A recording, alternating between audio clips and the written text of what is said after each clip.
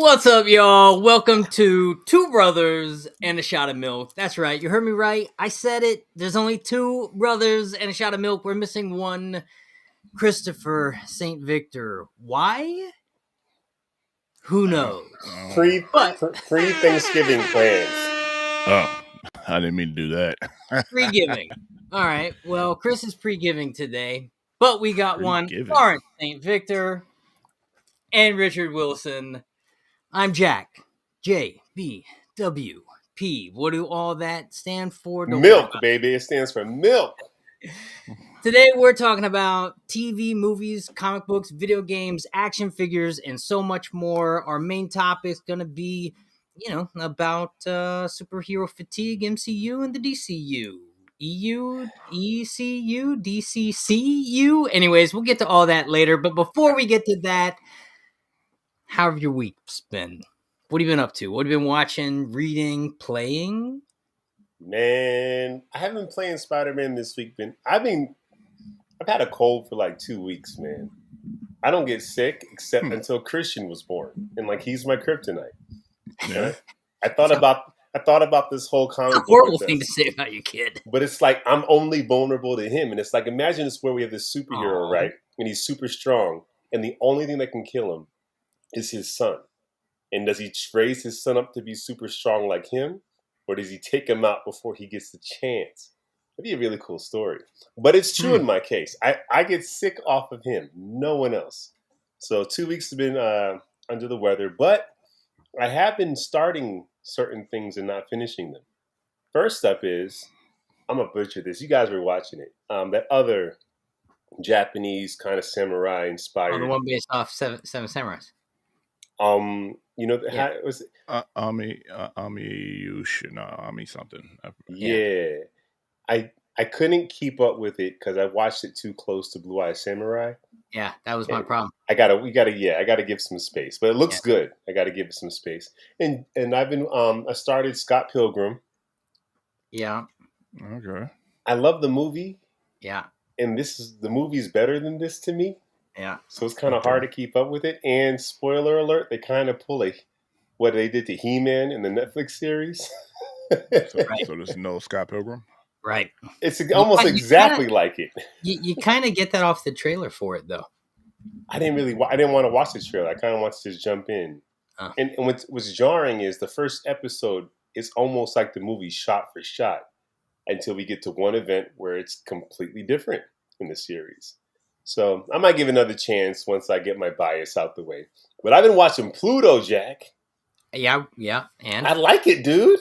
yeah, I do too. It's just it's how far are you? I think I just started episode 5. I got to the point where I think you said the protagonist. It's really odd, right? It's interesting. Well, Spoiler.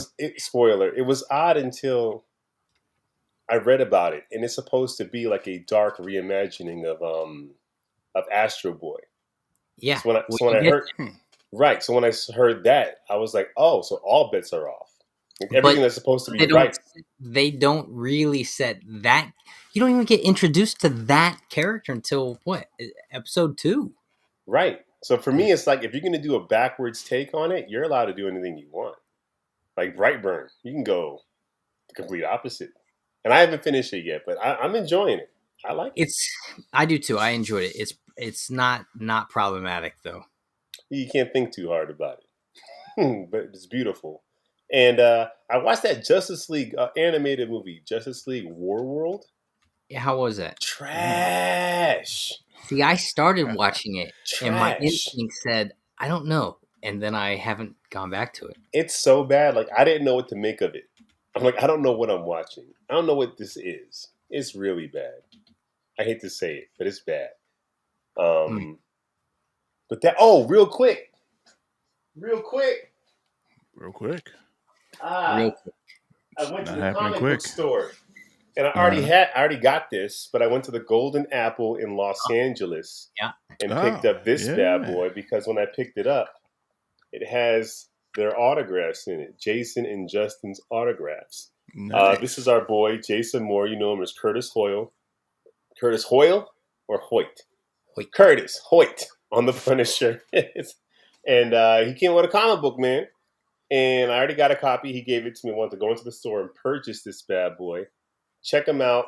You can go on Instagram right there. And it's pretty dope, man. So pick that up.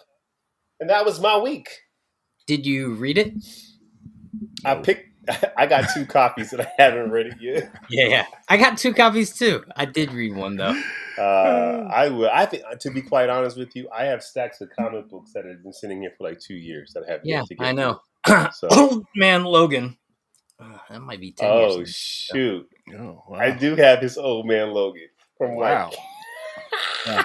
Which, and the problem with that, there's not a problem with that. I mean, hold on to it indefinitely, but you're missing a great read, and we're actually going to talk about that later. Oh. You don't know. Yeah, I'm hosting today, so buckle up, gentlemen. Rich, Lawrence, you got anything else you want to talk about? That's it, man. That's good. Stuff that mouth then. Rich, how's your week been? Now that falls. Crazy. My week's all right. What I've been doing? I've been working. And what else? I watched season 2 of Jujutsu Kaisen. I'm on that right now. Pretty all right. What else? Oh, I started watching C. So I got Apple TV because originally we were told possibly we were going to watch The Monarch, which I also watched those 2 episodes of that. So I got Apple TV because they got the free 7-day free trial, right? Cool. And yeah, I watched C, which was Jason Momoa. Y'all remember that? Did anyone see that? No. No? It's a series, isn't it? It's a series, yeah. Came out 2019. And it's at the first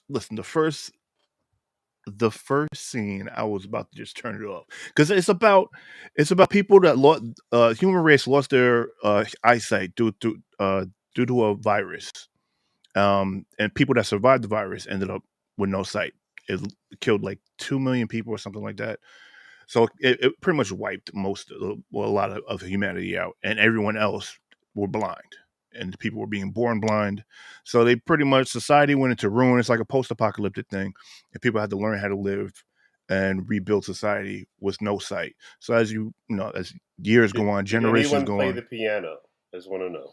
Hey, No, why didn't play? No one played the piano so far. Yeah, I'm going to go away now. I'm going away. Anyway, so the first scene was a war. And I was just like, this is about to be the most sloppy war ever. Like, how are blind people going to fight a war? But I mean, it was all. I mean, they choreographed it all right, but I'm just like, ain't no way these people out here they know where they're hitting at all times. So it wasn't plausible, huh? At the beginning, no, but the later fight scenes was live action. Yes, live action, yeah, with Jason Momoa in it. Oh, this is interesting. Once I got past that, the fight scenes after that were great because Momoa, the way he just portrays them is fantastic. I'm not gonna lie. But is the blindness plausible in the fight choreography? Like, do you see that they're leading like with their senses, or for that at the beginning you saw them leading with their senses because people had like specific roles. Like you had people that were like good with smelling, people that had better hearing, and you had different roles. But I'm like, when you're in like a full on fight, like battle, like hundreds of people together, how do you know who's coming at you? Man, this is like backseat directing, but I would have made sure like every tribe should like create their own scent, right? Or a bell or a sound that signify, but everything on top of each other. That's why. That's why, like, if everyone bathes in a specific berry in your tribe and you have heightened smell, at least you can distinguish friendly fire. Maybe they did play on that later on, where because he had to sneak into a city, so he had to grab the armor off of a guy, and he was like, "Just give me the chest plate. That's all I need, because all I need is just the armor." Because they'll feel for that and just the smell. I just need to smell like them. So they do talk. Okay, about that. That's cool. And they kind of went with that because when he got to the guard, he had a special like bead because they got a new language. So like they can't. It's almost like Braille was like beads on strings. So he had to give him the beads, tell him whatever information he needed. So he heard the chest armor, and then he got close to him, and he smelled him. But he also put dirt on his face to kind of mask his natural smell, I guess. So he kind of gave him a little bit of a smell, and he was like, "All right, cool, you can come through." But the interesting part, spoiler alert, I mean, it's 2019. If y'all haven't been watching this now, then I don't know what to tell you. There are people now that are blind. First of all, the thing that got me was the Momoa's wife comes to the village, and he marries her, and she's pregnant with she's already pregnant, right? She's escaping her own kingdom or village or whatever, and she's pregnant. She has 2 kids. Momoa is carrying these kids through the forest and is being tracked by a man. Dude comes out and he's like, "Oh, those are my kids, right? I'm gonna give you this key, and after 12 summers, when they turn 12 years old, go to that cave, get a box. It will open the box and teach them everything in that box, and name them and give them these names. So when I call for them, I know that they're mine." I'm just like, bro, this is like the biggest stepdaddy story ever. I'm like, what's going on right now? So so those weren't Momoa's kids. They weren't Momoa's kids. Momoa couldn't have kids, so he ended up saving this girl who was running away. You don't. This is all stuff you don't see. This is stuff that was like put in with talk. Backstory, yeah. So she ended up having these kids, twins, and she finds out later on, things kind of speed up a little bit. She finds out later on that they have sight. She was like, "Oh, I'll put the toy over there," and they went directly to the toy without like hearing it. They have sight. Right, and she tested. Rich, you telling this all backwards. So these kids have sight. So the kids have sight, but later on in the story, people are being born with sight, but they are now referred to as witches. So anyone who are the light, I believe they call them the light seers, they're burned at the stake. So and they have special parties, witch hunters. Or witch seekers, excuse me, and they go out looking for people with sight, which is like, that's interesting to me, because I'm like, how do you know someone has sight? Because if you just act like you're blind, how would you be able to tell someone has sight? Probably knocking things over to see if they catch it, but I guess you can't see if they catch it. But anyway, yeah. But so far, it's I've been like, because mind you, the guy that's going around. The guy with the 2 kids, he's a black guy, and he's literally going around the world impregnating people. And at first I was joking, because I met another kid, another young adult pops up and ends up being his kid. I'm like, yo, imagine this dude just going around impregnating people and giving them, having kids with sight, and like, yo, find me when you become of age. And when you get later on in this series, that's literally what this man was doing. So the black dude just going around getting everybody pregnant and not taking care So of his many kids. baby mamas in the world. Other people taking care of them kids, or they're just raising themselves. Why the black guy got to be the? That's what I'm saying. I'm like, why are we doing that? At first, I'm like, yo, this man's doing. I don't know. Anyway, but yeah, so I was watching that. You was really watching that. I was, bro. I'm on season 2 right now. I'm into this thing right now. Wow, Rich. Okay. What else? I watched The Monarch, which I'm like, it's all right. And that's it. Oh, no. Was it MF Ghost, which is the predecessor to memory is a crap right now. Anyway, MF Ghost. MF Ghost. It's a predecessor to another anime. Not Tokyo Drift. Jeez. Anyway, not Tokyo Revenger. No, not Tokyo Revenger. It's a predecessor to it's a racing anime. It's a predecessor to anyone. If anyone can write it in the comments, that would be great. But it's a predecessor to that. Either Jeffrey or Sage at this point. Yeah. Okay. I mean, you gotta shout us out like that, bro. Damn. Hey, man. Hey, we got but anyway, it's going good. Initial D, that's it. Yes, Initial D is the predecessor to Initial D. The main character in this one. You that one week. No, I didn't. I think what's his name was talking about. Chris talked about it. Yeah. I think it was when it was still just podcast that we talked about that. Maybe, but I think he may have he popped it up in the news. But yeah, so that's going pretty good. It pretty much plays a little bit the same as the Initial D. The the main character was trained by the main character of Initial D. So he has all the driving skills So and techniques of him. it's an extended universe. Yeah, it's an So extended universe. Yeah, it's about I think it's like 10 or no, I think like 17 years into the future, something like that. Mm. So this kid's like 18. So this kid's like 18 years old. He's from England, and he wanted to go find his father, but at the same time do this race, and so on and so forth. So that's going good. Why in And like every anime, these kids and teenagers are just well equipped to handle anything that life throws at them, bro, because things are different in other countries. So let's be 100%. Whatever. Let's be 100%, bro. Man. But I think that's it. That's all I watched, right? I feel That's like there's good. one That's more good. anime. No, don't talk to me. Don't rush me. Don't rush me. I don't rush you. Don't rush me, Jack. Don't rush him, Jack. Take your time. All right. We'll wait for it. We're good. I know Sage is like, yeah, we got things to do. No, Sage says she hasn't seen it. No, Sage, check it out. It's pretty all right. It's pretty all right. How was my week? Thanks for asking. It sucks being the host, don't it? No one cares about you. I'm surprised no one's mentioned it. I'm up to date on Invincible. I forgot to bring it up. Yes. Oh, I forgot to bring it up. That. Thanks.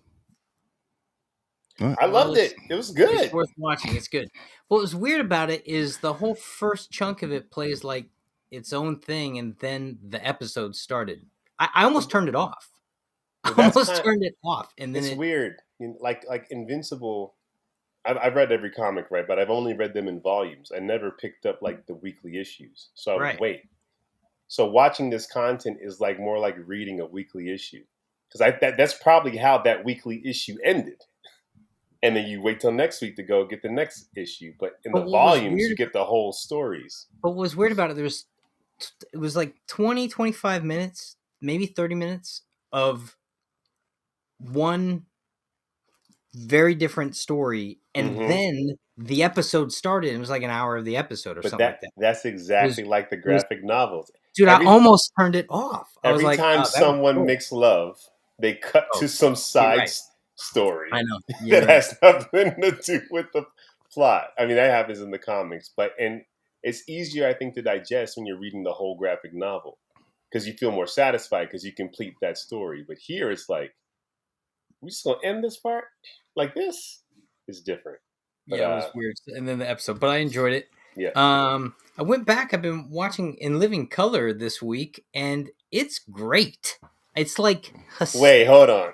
I mean, I watched it I watched it growing up. Obviously, that's not my question. It's just what brought you to go, I'm gonna throw on some In Living Color right now. I was looking for some comedy, and it was like In Living Color, and so I just popped it on, and it was two things occurred to me. One, I had forgotten just how ridiculously star-studded the cast is. Yeah. Mm-hmm. In hindsight. Oh yeah. And it's like everybody, even Jennifer Lopez is in the damn just thing. Just the background dance. Yeah. Hysterical, right? Yeah. And the content is outrageously funny. And I always thought about that as a kid growing up. Like we always talked about, In Living Color is funnier than Saturday Night Live, yada yada, this and that. And it was. At that time, it was. But even now, you could never do some of these skits now. It's like some of it did not age well at all. I don't think you could do any of them now. A lot of them. And the only other thing that I think is worth mentioning about is Mortal Kombat did finally drop Omni-Man. Have you been playing? Well, so here's the deal. No. Couldn't even play him. I was like, why not? I purchased this thing and it showed up with a plus symbol, but then I couldn't even click on him. And then what I realized is I had to go back to the PlayStation, online account and actually download him specifically. So I'm like, now every time they drop a character, I got to go back and download. It's not just going to auto update for me. So you tell me PlayStation doesn't have auto update? Stop it! You just gave it does, and I'm on it. But I will say this: don't tell the Xbox guy that. Because I mean, listen, when I pre-order something or I download something, it does it automatically. I know. I was pretty put out for a minute because I thought I wasn't going to get them. I was like, are they going to make me repay for this? I was actually right on the edge. And then I figured I'd go see if I could just download him, and I did, and I had to, which Was it was kind of worth annoying. the wait? Yeah, he's incredibly enjoyable to play with. I mean, obnoxiously enjoyable, and he's so violent. It's ridiculous. Like he's literally doing moves out of the series. It's horrible, but really enjoyable for a Mortal Kombat game. Is Homelander is it playable yet? No, dude, they're gonna drop like one every 7 months or something. So obnoxious. It's probably once a month. You go once every month, man. You That go. one with the disabled. Oh, she's still talking about a living color. Yeah. Oh yeah, you can't have that.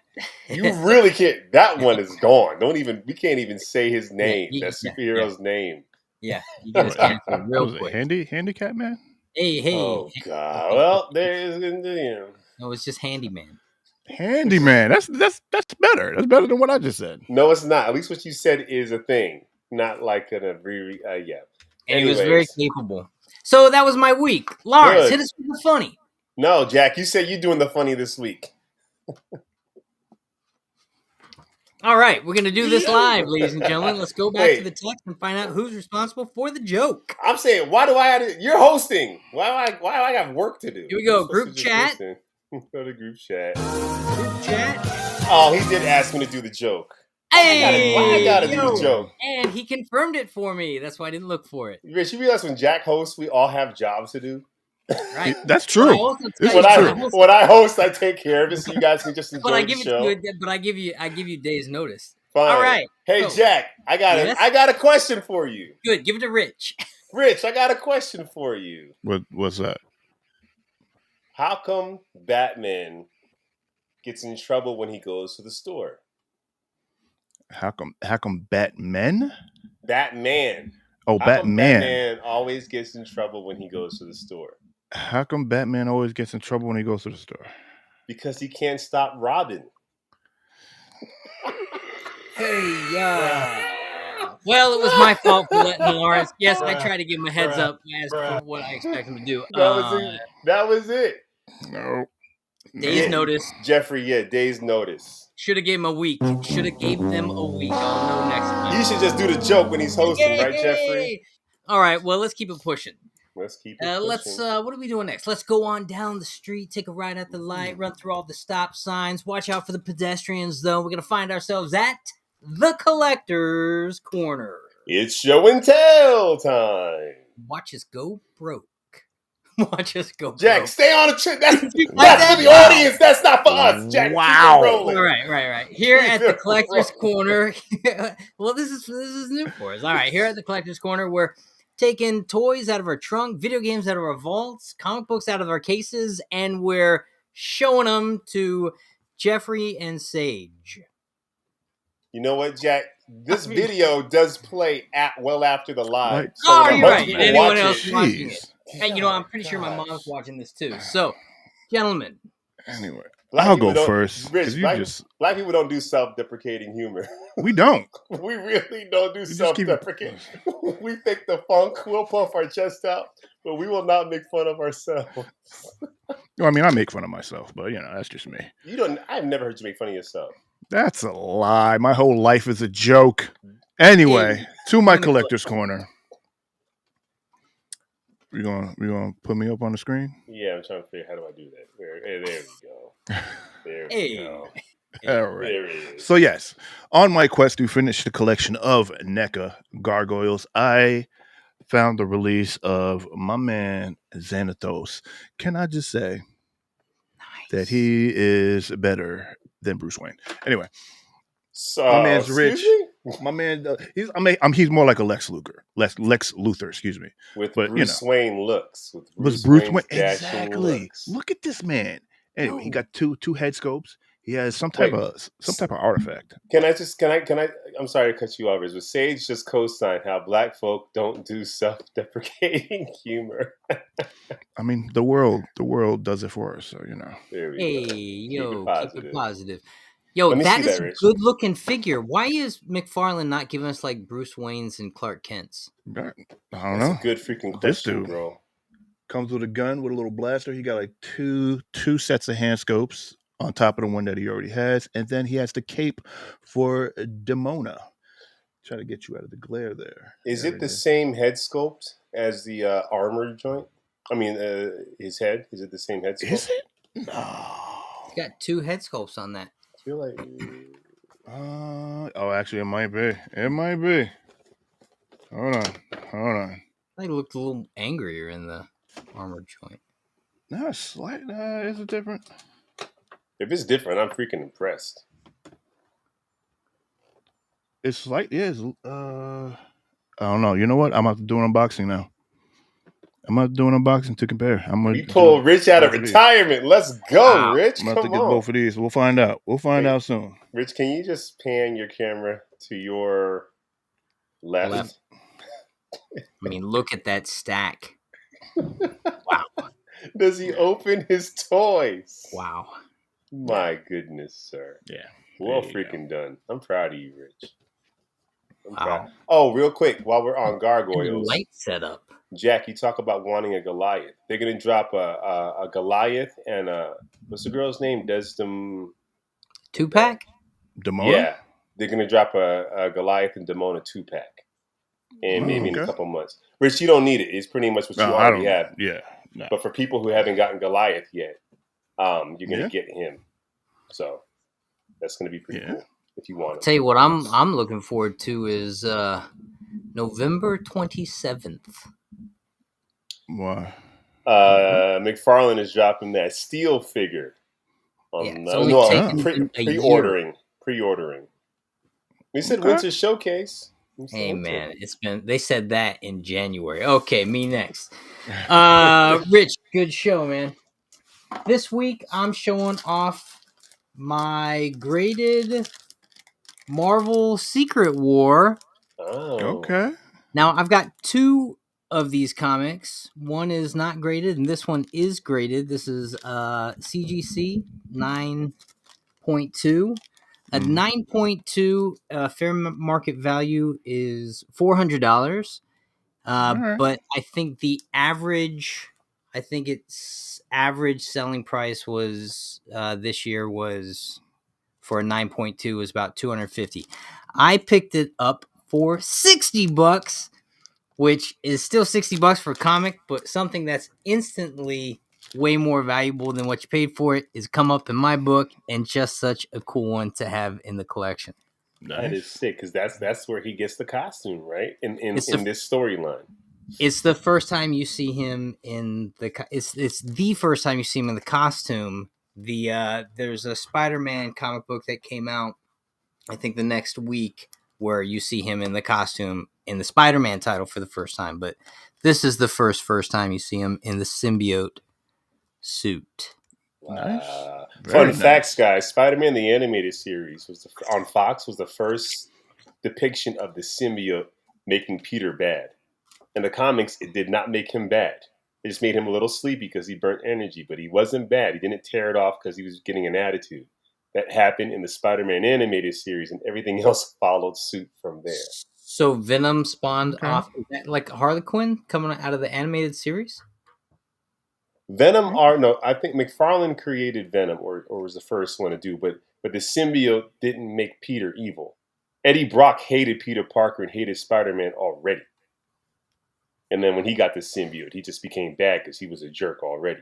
Just amplified it. Yeah, but Peter wasn't bad with the symbiote. That happened after the animated series. Just like Dr. Connors kind of being a mentor to Peter. That's the animated series. Get up here, Lawrence. Let me get up on. Let me get up here. Okay, so real quick, I'm going to say this.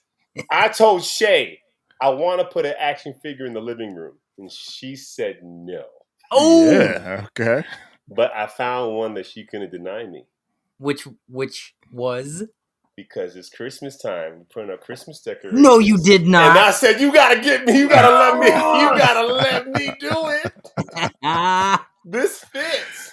And she said, if you get that Batman Santa Claus, you can put it in the living room during Christmas time. It's pretty fun. I should have him out the package, but you got him springing from the trees. You know, we ain't even had Thanksgiving yet. You're already on to Christmas. Look, I found this at a steal because to get this, you can get this on McFarlane's site, and the shipping is crazy. But I got this from another site with no shipping, great price. Dope. This is fun, and he comes with a bag of gold because Bag of gold. it's Bruce Wayne, baby. I guess that's They what got bees on the billionaires bar. give out for Christmas, just bars of This gold. might be the most ridiculous figure I have in my collection. This is stupid, but I couldn't resist. I could not resist. Is he? Is there actually a comic where he's running around? No, in a this suit? no, this is totally just what McFarlane did, and this isn't even a comic. This is like a giant collector's card. Nice. There's like a coldest winter, I forget something figure with Batman. A lot of it's just a repainted figure they had already. Pretty ridiculous. It's stupid, and there's a blue one. Bag of There's a gold. blue one. There's What? a blue one that came out. A bag of gold, face red heart shape. It's That's an telling you the emoji. It's an emoji, yeah. Oh, yeah, we don't see emojis on here, but thank you, Jeffrey. That warms my cold heart. Well, I think it's time for some news. It's time for the news. Hold on, I want to do my thing. It's hard when you're the only one doing this. Hold on. That's where you could have played the music, Rich. I don't have mute. Okay, transition. You said hold on. I was talking to our audience. It's all right. It's only been 200 plus shows. We'll get it eventually. Jack, you're the host. Hey, yo, hit us with the news. Jeez. So we had some trailers that dropped, man. We had some trailers that dropped this week. First up, we had that What If trailer, which is feeling like a Christmas special. Christmas special. It's 9 episodes. But like in December, like back to back to back to back. And they put Christmas music at the end of it.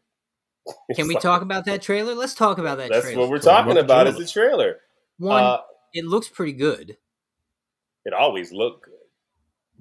And if it's anything like last season, we know that 50% of the episodes will actually be good. I wonder, you know what? Yeah. If I went back and watched season 1 and I told myself, Lawrence, don't look for connections. Don't see how this sets up anything. Just look at it as all one-offs. I might have enjoyed the other half more.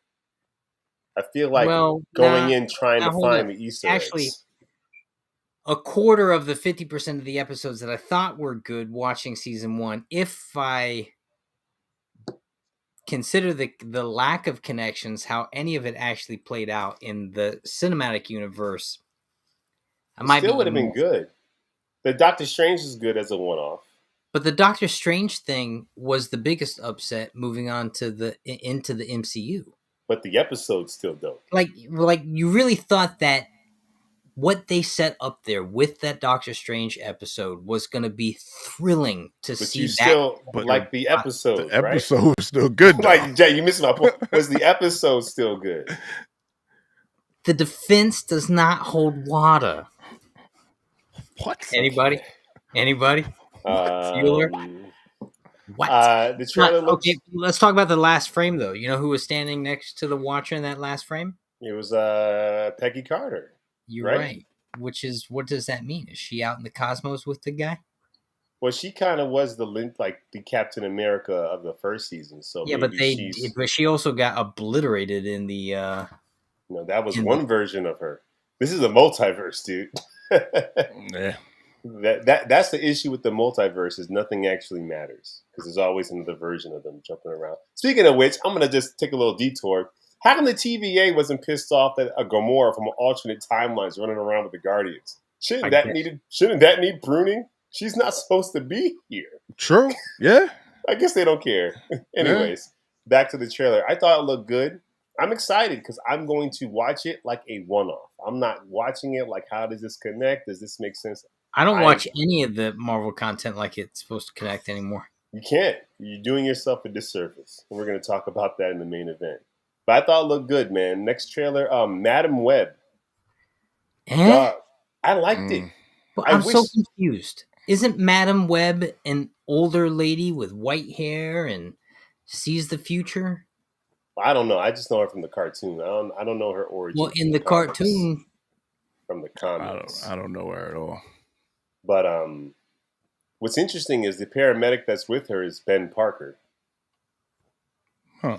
So I this didn't is understand anything we were watching. I couldn't tell you what I actually think that the story's going to be about, who the main characters are, or why. There's a bad guy who's going after those Who looks girls. like Spider-Man it's like a hybrid of Spider-Man meets Black Panther.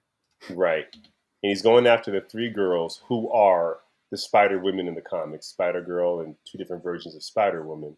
So it's almost like he's trying to kill them before they get their powers. And Madam Web somehow is now stuck in this time loop where he has. But then they show us them fully powered in the trailer. But we don't know how that fits in the timeline. That can be like what they were or what they were gonna be, but not if he kills them before they. I don't know. It's like a weird time travel thing. I would have been really excited if I knew this wasn't connected to anything. Like if this was like a standalone time loop. It's Sony, so it's probably not connected to anything. It's Sony, so it's connected to all the Sony movies are connected. Mobius, Venom, they're all in. They're in the same world. They're in the same world, and don't be surprised if Spider-Man. Well, the first two versions of Spider-Man was Sony. That's different. That's not part of this. They're all the same. That's. Yeah, Jack. The one from 2001 is not connected to the one from 2000. You're right. It's part of the MCU now. No, it's not. Well, it is as much as it's not. We broke Jack, Rich. We broke him. The Sony movies, starting with Venom, Venom 2, Mobius, those movies are connected. Craven, all of them are there in the same world. Not the Toby movies from 2000. Or the Andrew Garfield movies. Although Tobey Maguire's, there was a painted image of his Spider-Man in Mobius. So it's all just confusing. That's what I'm getting at. Okay, very good. Confusing. And in other news, the Marvels has the second lowest opening in MCU history. Second to what? But here's the problem. A lot of this is just like the media, right? Yeah. Because the first lowest is Ant-Man and the Wasp. And the headlines didn't go, Marvel was in shambles with the lowest Ant-Man 2, lowest grossing MCU of all time. It wasn't a media thing because the media loved jumping on the MCU because any MCU love got clicks. Now MCU sucks gets clicks, so now they're like the second lowest. I'm like, y'all didn't make a big deal about the first lowest.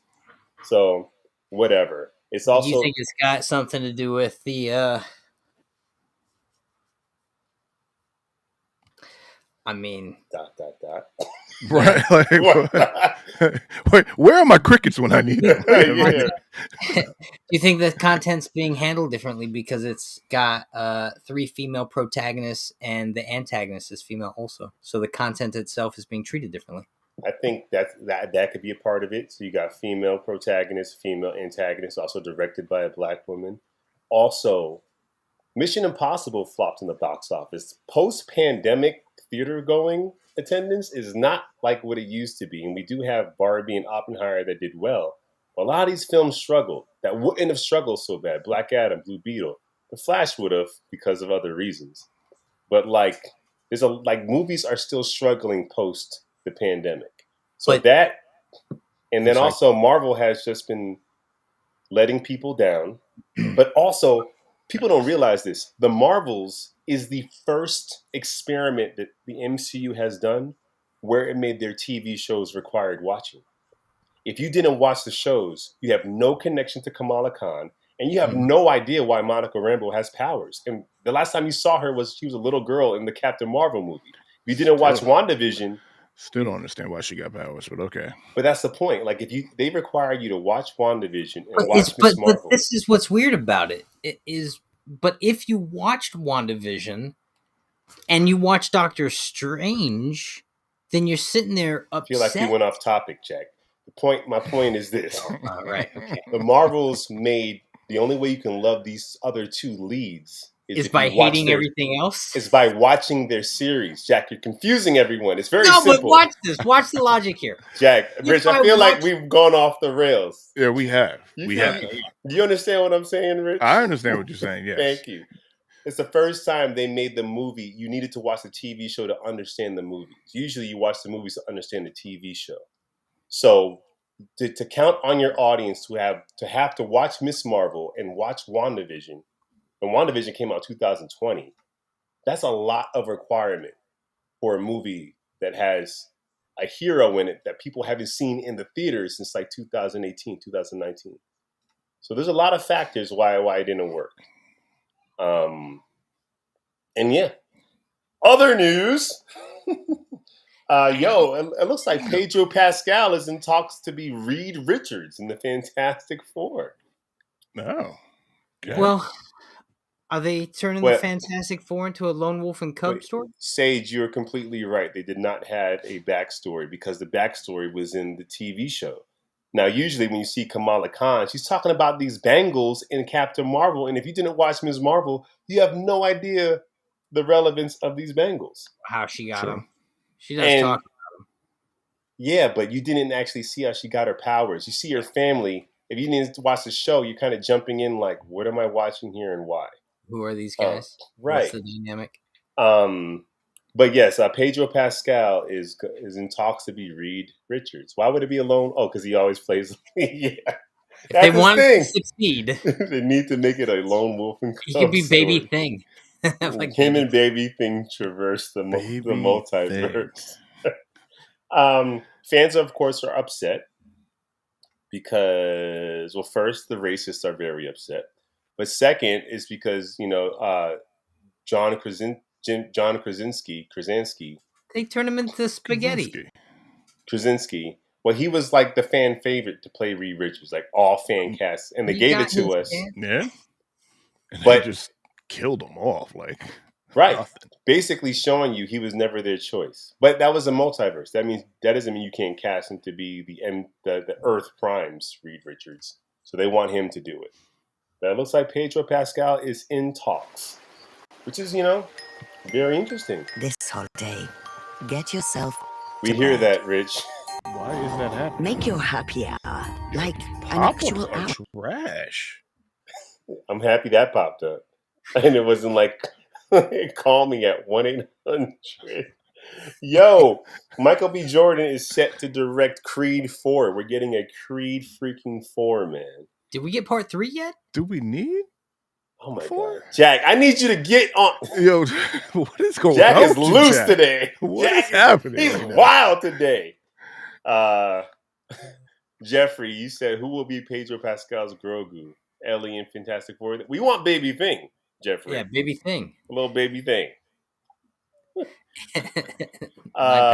Yes, Jack, there was a Creed 3. Yeah, I know. He practiced on my hill up here. Right, Jack. So your hill. Okay. All right there, Jack. Rich, I'm interested in Creed 4, and I think Sage was reading this comic because in the comics, he's training his daughter. So that'd be interesting if that's where Creed 4 goes, is he's kind of transitioning the next generation. Because so this is going to be like an older Creed then. Well, even in Creed 3, I mean, boxers at the height of their success should stop fighting. Yeah, in their mid to late 30s. And you can only get so many concussions before you can't get any more. Yeah, and like you got a Floyd Mayweather who's really good at never getting hit, but if you're not that, you need to stop. Mm-hmm. And already, remember in Creed 3, he was pretty retired by that point. He was promoting fights more than he was fighting. So that'd be interesting. I'm curious to see what he does with it. The Last of Us Part 2 PS5 remaster has been leaked. There's a remastered PS5 for The Last of Us 2, and it looks like you're going to have different playable characters. Ooh. Man, I didn't even get to play the first Last of Us 2. Well, I'm still waiting on my hard drive. Now you can. No excuse. Now you can. Yo, Stephen Ewan. So, Robert Kirkman, Walking Dead, Invincible creator, I guess did an interview where he talked about Stephen Ewan and how he's going to be in Thunderbolts playing Sentry. Completely spoiled it. Like, no one was supposed to know this. He leaked it because he didn't realize he wasn't supposed to say. So it looks like he's going to play Sentry, which is kind of like Marvel's version of a kind of messed up Superman. Right. And what's crazy about it is, in the comics, he is blonde, blue-eyed, and white. And the fanboys went crazy. Good. They went nuts for it. Love it when they get nuts. They were You want to get upset nuts? about it. Let's get nuts. Now, I don't got skin in the game with Sentry unless him looking like that is part of the story. Like him looking very, perfect. The perfect depiction, the blonde hair. Anglo-Saxon? Very Anglo-Saxon, yes. If that's part of the story. But if it's not part of the story, who cares? Who cares? Who freaking cares? He's looking very Nordic. Well, if he's supposed to look like that because he's the American dream of what they're blah, blah, blah, blah, blah, then that's part of the story. Nothing exists until it's live action, though. That is not true. You're right. It's not true. And in other news, Harley Quinn renewed for season 5 at Max. So we're going to get a season 5 of Harley. Harley Quinn is freaking dope. I can't even tell you what happened last season, but I enjoyed it. The plot doesn't even really matter. Time travel, kids were involved. They had to stop their offspring. I don't know. It was some stuff. But it was funny. It was time travel. It was funny. That's all I remember. And that Harley was a hero, but now she's not. It's very interesting. What else? It looks like the director for Kang Dynasty has stepped away for that upcoming Avengers film. So that's part of goes into like the Marvel being in shambles. Directors and writers walking away from projects. There's a lot of rumors going around about them trying to get away from Jonathan Majors. Maybe they might get away from Kang in general. Are they having a major problem? Rich, thank you, Rich. Yeah, well, actually, yes, Jack, they are, because he's in court right now for allegedly, having an altercation with his ex-girlfriend. So that, and I think also the rumor is that Kang has underperformed as a villain. Not his performance's fault, but his use. So the rumor is, this is all rumors. This is the rumor report. They're thinking about Doctor Doom might be the baddie they need to line up next. To bring back? Well, they would need to obviously bring in the Fantastic Four. That's already being done right now. They're already in pre-production for that. Speaking of that Creed character, here he goes, the comic with his little girl in the ring. Boom Studios, you just had that right there. He's like me, Rich. Like, what are you talking about, bro? What's happening right now? It's a good-looking cover. Sage There's did no way. Sage was like, I got it right here. Okay. Thank you, Jeffrey. You say you're right. Bring the X-Men in. Now, if you're bringing the X-Men in, don't bring in Doctor Doom.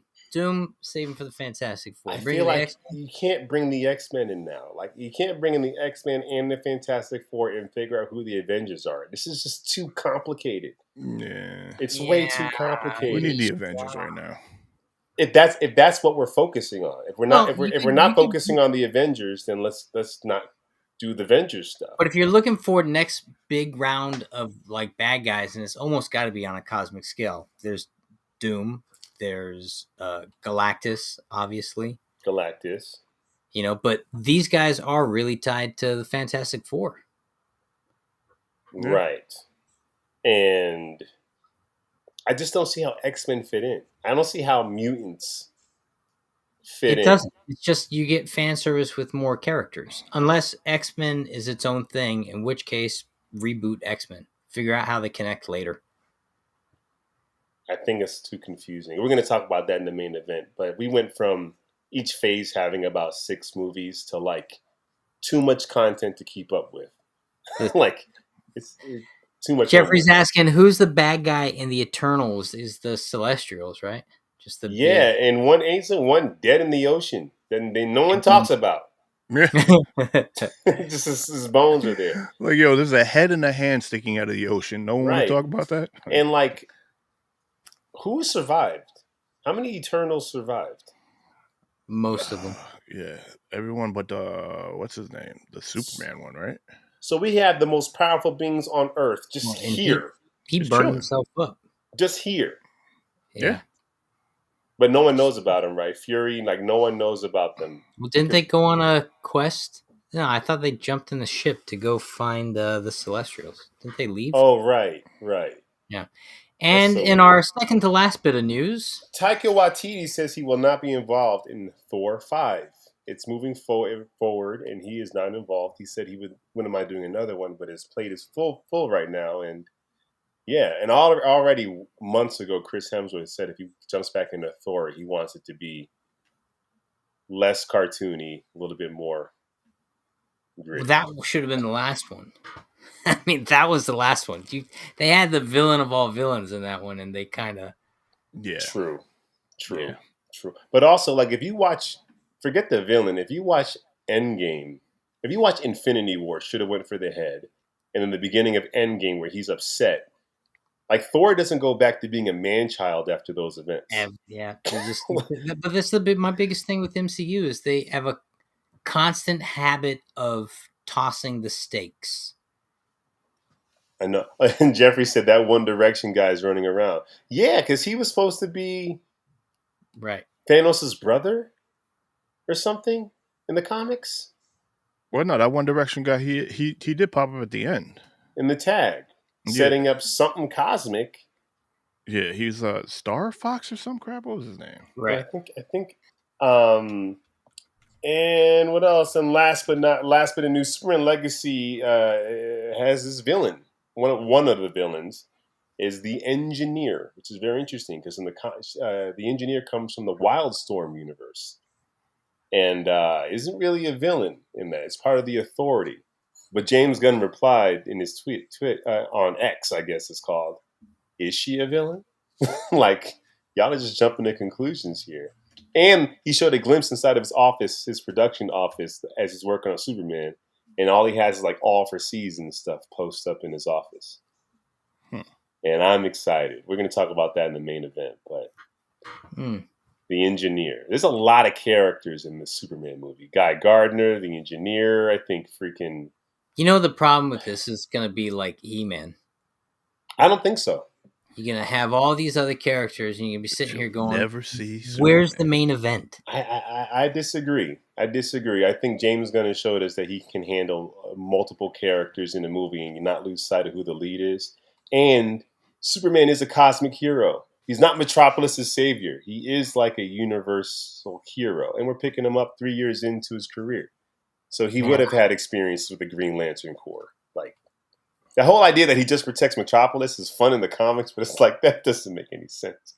And it's not like that in all the comics. No, it's not. Well, that was some great news, Lawrence. Man, I always come with the news, baby. Well, that's good, because now it's time to fight. Yes, well done, Jack. Well done. All right, let's have a debate. Let's get ready to rumble. All right, so today's debate topic is, I want to know what you think the top 5 greatest characters born from revenge, who they are. I'm not talking about the best revenge stories. I'm talking about, I want to know the greatest characters born out of revenge. Jack Walker Pearson. Oh, sorry. Oh, you know what? Who are the best revenge characters of all time? Top 5. All time is tough. But Tough. You want to just say all our 5 or like go rounds? How do you want to do this? Ooh. Say all I don't know. Yeah, let's go rounds. We'll trace it down. Trace it down.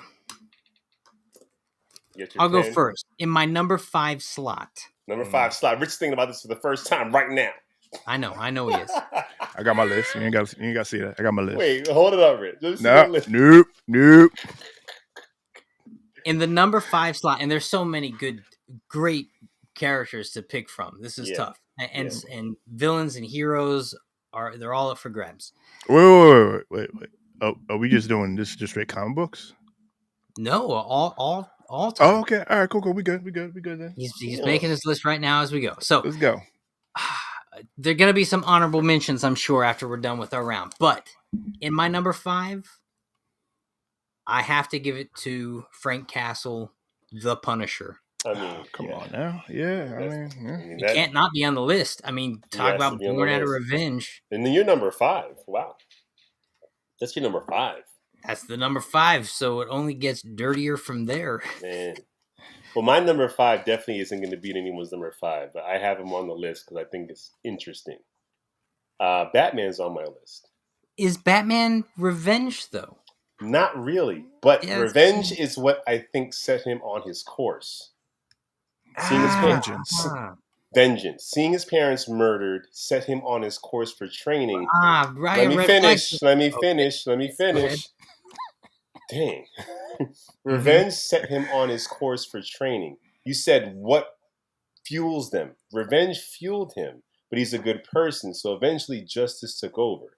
But in the beginning, it was to get the guy who hurt his parents and stop anyone like them. And if we talk about the 89 film, that was all revenge. He so happened to bump into people while he was searching for Jack Napier. Did he though? And if you talk about the Nolan film, he literally says, when prompted by Roz, revenge, he goes, "Revenge is no good for me." Right, because they sped up his timeline in the Nolan films. The Nolan films aren't a great depiction of who Batman is in his core. This guy tried to retire after year 2. So the obsessed Batman who thinks to himself as Batman, not Bruce Wayne, revenge fueled his journey, but he's a good person. So eventually justice replaced that. He's about justice. But what got him on his path? Dude, and in the Nolan films, he showed up to the courthouse with a gun because he's about to kill Joe Chill. But never took action. Well, here's why the vengeance thing is very interesting in the comics, especially in the 90s, is because he never catches the guy who killed his parents. That's the one case he never solves. Right. So it's like he's forced to either be a man of justice. And yeah, that's why he's on my number 5. I like the fact that revenge set him on his course, but his moral compass turned that into justice. Okay, listen, I give it to you with an asterisk because if I counted Batman as revenge, he'd be on my list too, but I don't, so he's not, but I give it to you. Yeah. Okay, Rich, number 5. My number 5 is Frieza. All right, listen. Frieza was humiliated by the Saiyans, specifically Goku, Vegeta, the Earth Saiyans, and he's always had vengeance for for the Saiyans, specifically Goku and them. Because listen, this man was a prince. He was a prince ruling the universe. Had a foothold on the monkey planet. We all know what the monkey planet is. What Hey yo. Yeah, I mean that's what he called them. He called them monkeys, dirty monkeys. All right, Frieza was the OG racist. All right, let's be for real. OG racist. But yeah. So he died several times, went to hell, and still just had this hatred for them. And every time he came back, it was like, yo. Except for the Tournament of Power, I think he kind of somewhat slightly redeemed himself, but he still had a thing to always stab the monkeys in the back. Now, what's interesting about your number 5 choice, and I'm happy he's number 5, because talk about a guy who wants revenge that never actually succeeds. Right? He doesn't beat Goku. Yeah. So he fails in his mission to get revenge. It's very interesting. That's why he dies so much. He sucks at it. He should just stop. All right, Jack, number 4. Number 4, I gotta give it to Inigo Montoya. One of the greatest characters, born from revenge, wants nothing but to revenge the death. He got real sidetracked for years, though. I mean, yes, he does. But when he finally finds that 6-fingered man, he didn't really find him. He kind of just stumbled across him coincidentally. Listen. But that scene when he finally gets his moment of revenge is one of the most iconic cinematic movie scenes ever.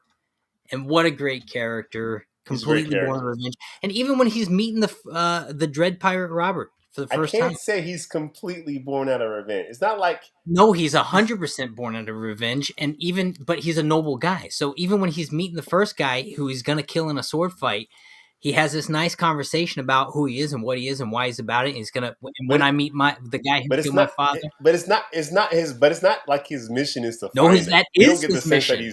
Indigo's mission. He's a mercenary. He's a mercenary. Yes, that's how he makes his living. But he's on a quest of revenge.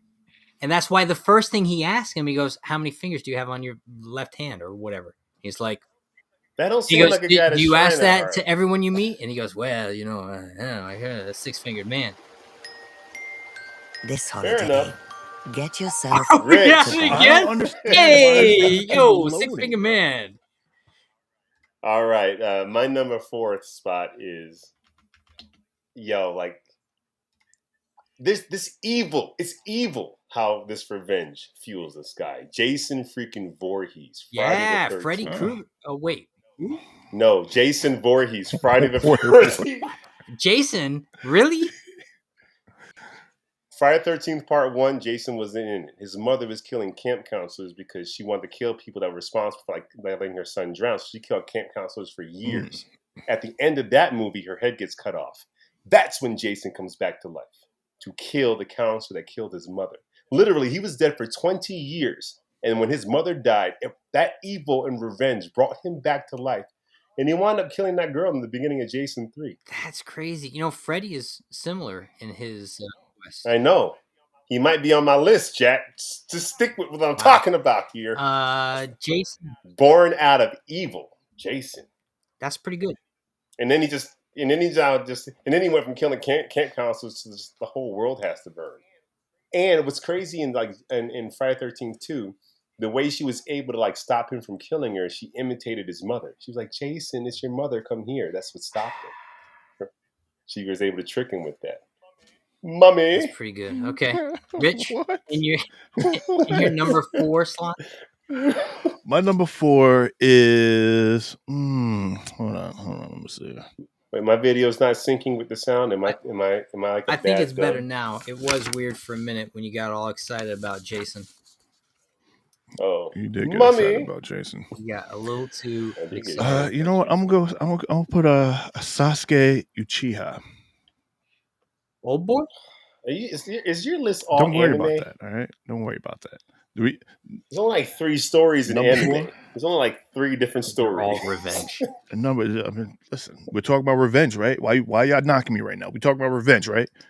He's I'm right. not knocking you. You have my full Okay, support. Sasuke Uchiha, the man witnessed. Well, he didn't witness, but he is getting vengeance upon his tribe, his clan, the Uchiha clan, and he has to now. He thinks that his brother, who is also another person. Anyway, his brother, who he believes is the one that killed the clan. Actually, he did kill the clan, so he's rightfully going after his brother for killing off his entire clan. And this is like his whole just get strong enough to kill his brother. This is like his whole life story until until like the Third Ninja War. And how can you not be mad at that, right? I mean that checks all the box. What about Jeffrey mentioned Naruto? No, Naruto's never. He was never about vengeance. He was never about vengeance. He's always about having people liking him and becoming friends. Like, look at every time Naruto fought someone for the most part, he became he befriended them. Some of them he beat. He's like Monkey D. Luffy. He's like One Piece. I mean, I feel like those are some of the best characters when they they get strong enough to beat their villain, their protagonist, but they can also, or their antagonist, excuse me, but they can also they can change their mind, change their outlook. Like, oh wait, there's a better way of thinking. Because Naruto's outlook on life should have been horrible. Like, he had an origin story to be a villain. Like, his whole village hated him. They treated him like crap. And this man was like, yo, Rich. Save it for Anna. We need to bring back Anime Alley because you're not about to explain the plot of Naruto. Right. All right. In our number 3 slot. Number 3. Mm-hmm. You better bring this it, one's Jack. new, but I think it's just incredible content. I gotta give it to Mizu from Blue Eye Samurai. This girl, born out of revenge, and spends the entire time just going for it. It's hard for me to go with that when I thought about her too. If I did, she'd be number 5 because I just need to see how successful she's going to be. I know she's got she got 1, has 1 in prison. She still needs to get 2 more.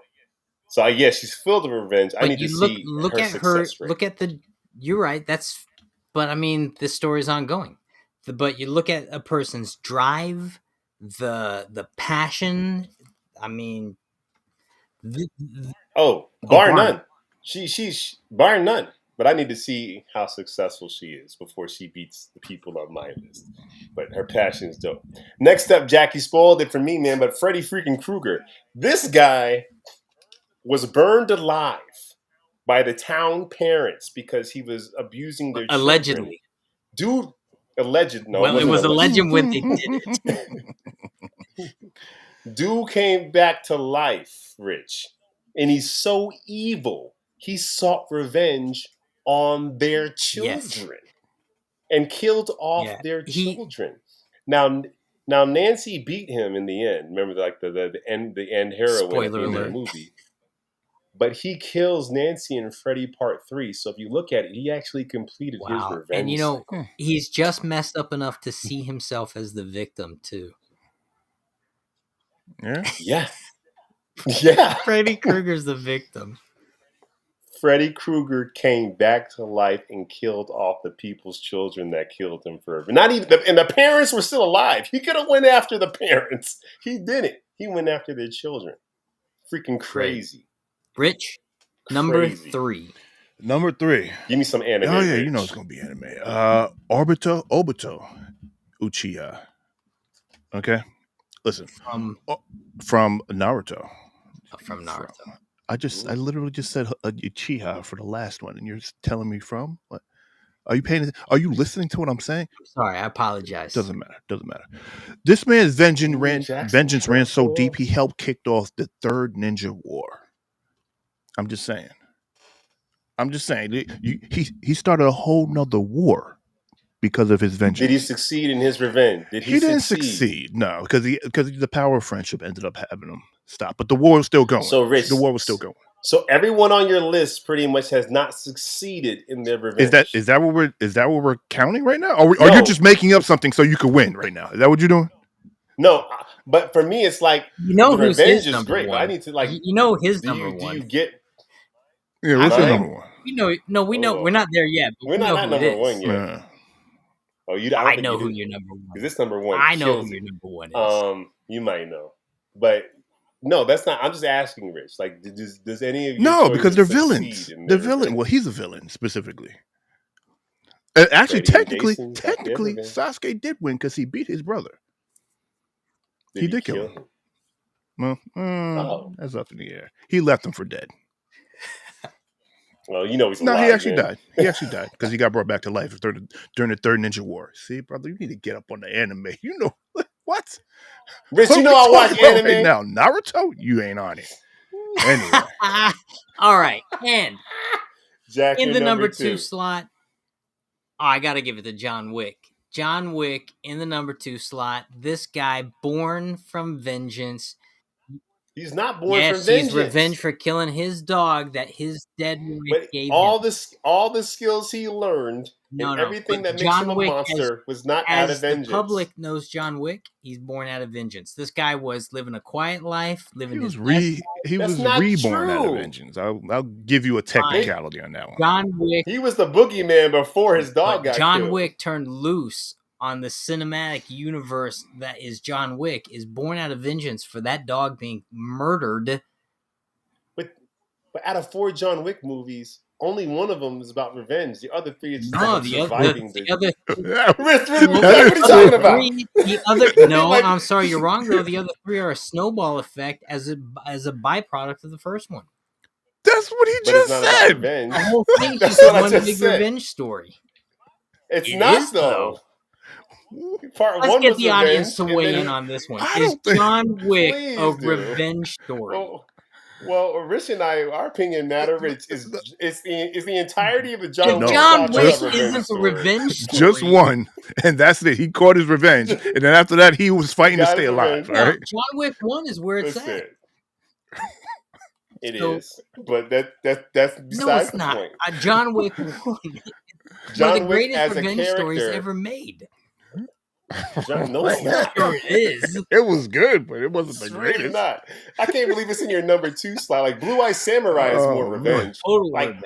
Like she set up her whole training style to get revenge. John Wick was already the boogeyman. If John Wick, if you call back on John Wick, then I will move I will put your number 1 in my number 2 slot, and I will say the bride from Kill Bill. Oh, that's not even my Okay. number 1. Oh, That's how I know you're losing wow. this battle. That's how I know you're Bride losing from this Kill battle. Bill is pretty good revenge story. Yeah. Pretty good revenge It character. is. Sorry. Story. No, that's a I know revenge it is, story, but Jack. we're Kill going Bill for one- characters. Jack is just Right, but John Wick is not. All right, so my number 2 is the There bride you from go. Kill See, Bill. not your number 1, Not huh? not my number 1, no. But you can't talk about someone who is not even just focused on revenge, but actually gets revenge. She checks off everyone Yeah. on the list. She rides off into the sunset, completing her goal. Jack, I can't believe you put. Was that your That was number my 1? number 2. We're on number 2. No, I know, but you put John Wick as number 2. So where was She the wasn't bride? even on That was my your list. honorable mention. So you had John Oh, Wick yeah. over the bride in Kill John Bill Wick as is a a revenge revenge story. character. This guy loses. It is not a Have you revenge seen story. part 1? The bride. Have you seen Kill Bill 1 Yes, and but 2? why is there no 3? she killed everyone. Yeah. And if there is a 3, it's going to be the little girl seeking revenge for her killing her mom, which is a revenge. Kill Bill is a revenge story. I know you're not talking about stories, but characters. John Wick 1, he was out for Yes. revenge. And then really he was just trying to stay alive. No, in he one, was too. out It wasn't for just about revenge. revenge. Ish. He was out for revenge. No, one, he was out for revenge because he was looking for the kid. Yes. Okay, he's looking for the kid. But he's not a bigger revenge character than the bride in Kill Bill. Not even close. Not His even body, close. his Bill body shot- count is just ridiculous. So is Schwarzenegger. He's not a revenge character. Like, body count don't matter. The Terminator got a high body count. He's got determination. The bride in Kill Bill willed herself out of paralysis to get That's a revenge. good scene too. That's a very good scene. Wait, in your Jack number lost this 2, who debate. you got? My number 2 is Is Baki? Frank. Baki. Frank Castle, the Punisher. Punisher. Oh. I mean, Which also I would put above John Wick. they're basically the same character. Not really. They killed they his killed his family. They killed John Wick's dog that his wife left him. Jack, I love when Jack loses the dates he came up with. Jack, you done. You done. I mean, they killed his family. Like, what more do you need to talk about? That man, he's a genius when it comes to killing people and getting revenge. And he kills a lot of people. He kills a lot of people. He kills a lot. Of people. He kills a lot of people. And after he got his revenge, he just kept on killing people. He just kept on going. He was like, "Nah, I like how this feels on me. I'm just keep doing it." But yes, Jeffrey, I know his dog. Yes, it was his dog. But he got revenge, and then we had 2, 3, and 4 of him getting his butt whooped and killing a lot of people. Especially that. All right, Jack, your number 1 spot. Oh man, so many runner-ups.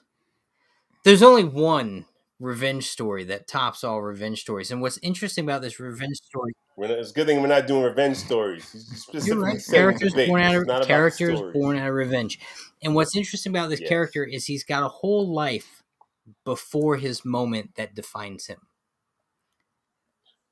I swear, if your number 1's my number 1, I'm pissed off. This guy's my number 1. I knew it.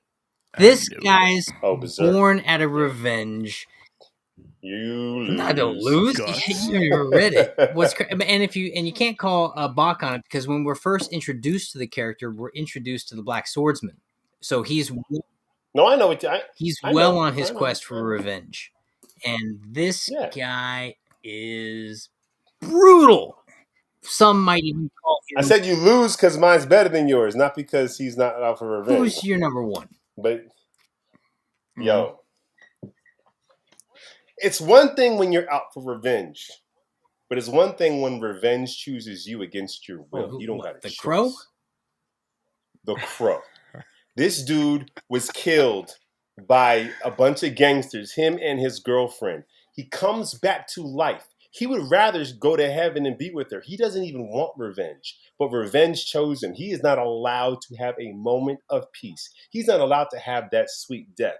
until he takes down everyone responsible for killing him and his girlfriend. And by the end of the movie, losing his powers, bleeding out in pain, he finally kills the last bad guy and then ended with death. This is a man who would have not even chosen revenge, but revenge chose him, and he had to answer the call and walk around as the Walking Dead for eternity. There's no better revenge character than the freaking Crow. Specifically, movie. Rest in peace. Specifically, the Brandon first. Lee. Yes, that story.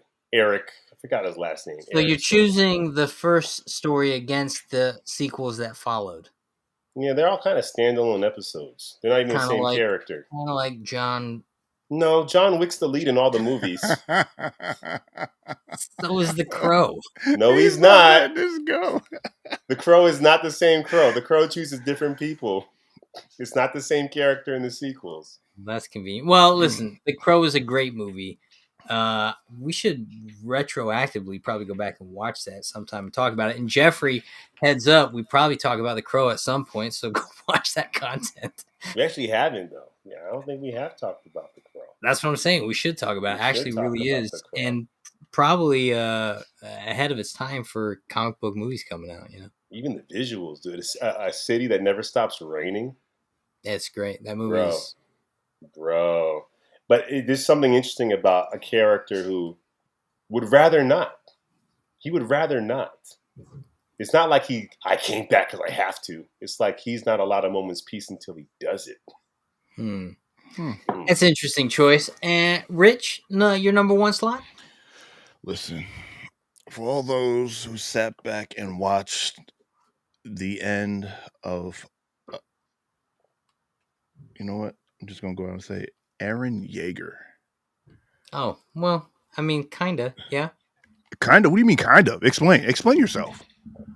Yeah, he's fueled by vengeance, that's sure. He is fueled by vengeance. This man set a course of a whole series of events, which also brought him pain to his own psychological well-being and everyone around him, and killed off 90% of the world. What are we talking about? Did he kill off 90% of the world? 90% of the world by the time they stopped the rumbling. Yes.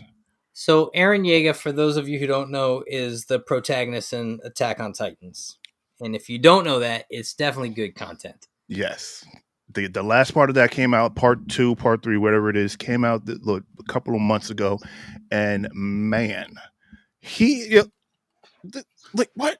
His whole people got killed off because everyone who can turn into Titans and had the ability to become Titans, they were either had to do that, or actually they were how can I say this nicely? They were like Jews because they had to walk around with He's not about to get us thrown out of this freaking entertainment, Rich. Listen, I'm telling you right now, go watch it. Go watch. If you actually watched it, then you could be like, yes, they were, because they were singled out. They were put into certain parts of the city.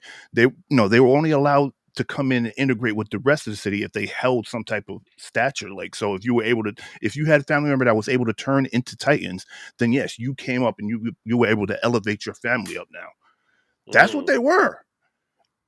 Like, look how they had to have identifying patches or like insignias on their arms or on their bodies to identify who they were. They were treated like crap. That's what they were. I mean, I'm sorry if no one else thought of this. No, there's a lot. Of course, it's probably pulled from that. I mean, look at how many characters in this kind of content that really resonate because they're pulled from a certain source of inspiration from a timeline. You know, X-Men, yes, and all that stuff. But with that being said, that man killed off 90% of the world before they actually were able to stop him, and that was all for vengeance, all for his people. Yeah, these are really good pools. Should we have a lightning round of people that didn't make the cut? I don't have any. I chose the best. I chose the best. Right. Here's a few good ones that didn't make the cut. Yeah. Arya Stark. I guess. I mean, did she get vengeance? Did she get vengeance? Yeah. She killed maybe 1 or 2 people. Like by the time she got to Westeros, it was like a different battle. It's like, we're fighting ice zombies now. Oh, the plan has changed. Wow. Simon Gruber. Simon Oh, Gruber. You just put it together. he doesn't get revenge, but yes. No, he doesn't. But he's a great character Die Hard with a vengeance. 4? Was that 4 or 3? 3 with a Three. vengeance. Die Hard with a Vengeance. The one Yeah. that rebranded the series. Carrie. That's Carrie. not really, Yeah, she gets revenge on people bullying her. but it was more like in the moment fit of rage. It was like Still- pig's blood okay. dumped on her head and she snapped in that moment. It wasn't like she sought revenge. It was like That's true. she killed everyone in the gym. It wasn't just the bullies. Everyone got locked in there and burned alive. Yeah. William Wallace. William Was Wallace. Was that revenge? Braveheart. Was that revenge? Dude, they slit his bride's Oh, throat. yeah. But then he, sent but him then he, on- but then he turned into like warring for freedom and justice. It wasn't like he was of revenge. It was always a quest of revenge. That's not how I read it. I felt like that pushed him, but it became bigger than that. But he was always on a quest to somehow dethrone the king, to take it back to the top that caused it. But everything. I don't think he did. No, he doesn't. He didn't. But what he always says he is he yells freedom. It's about their freedom, not revenge. It's about so they can be free.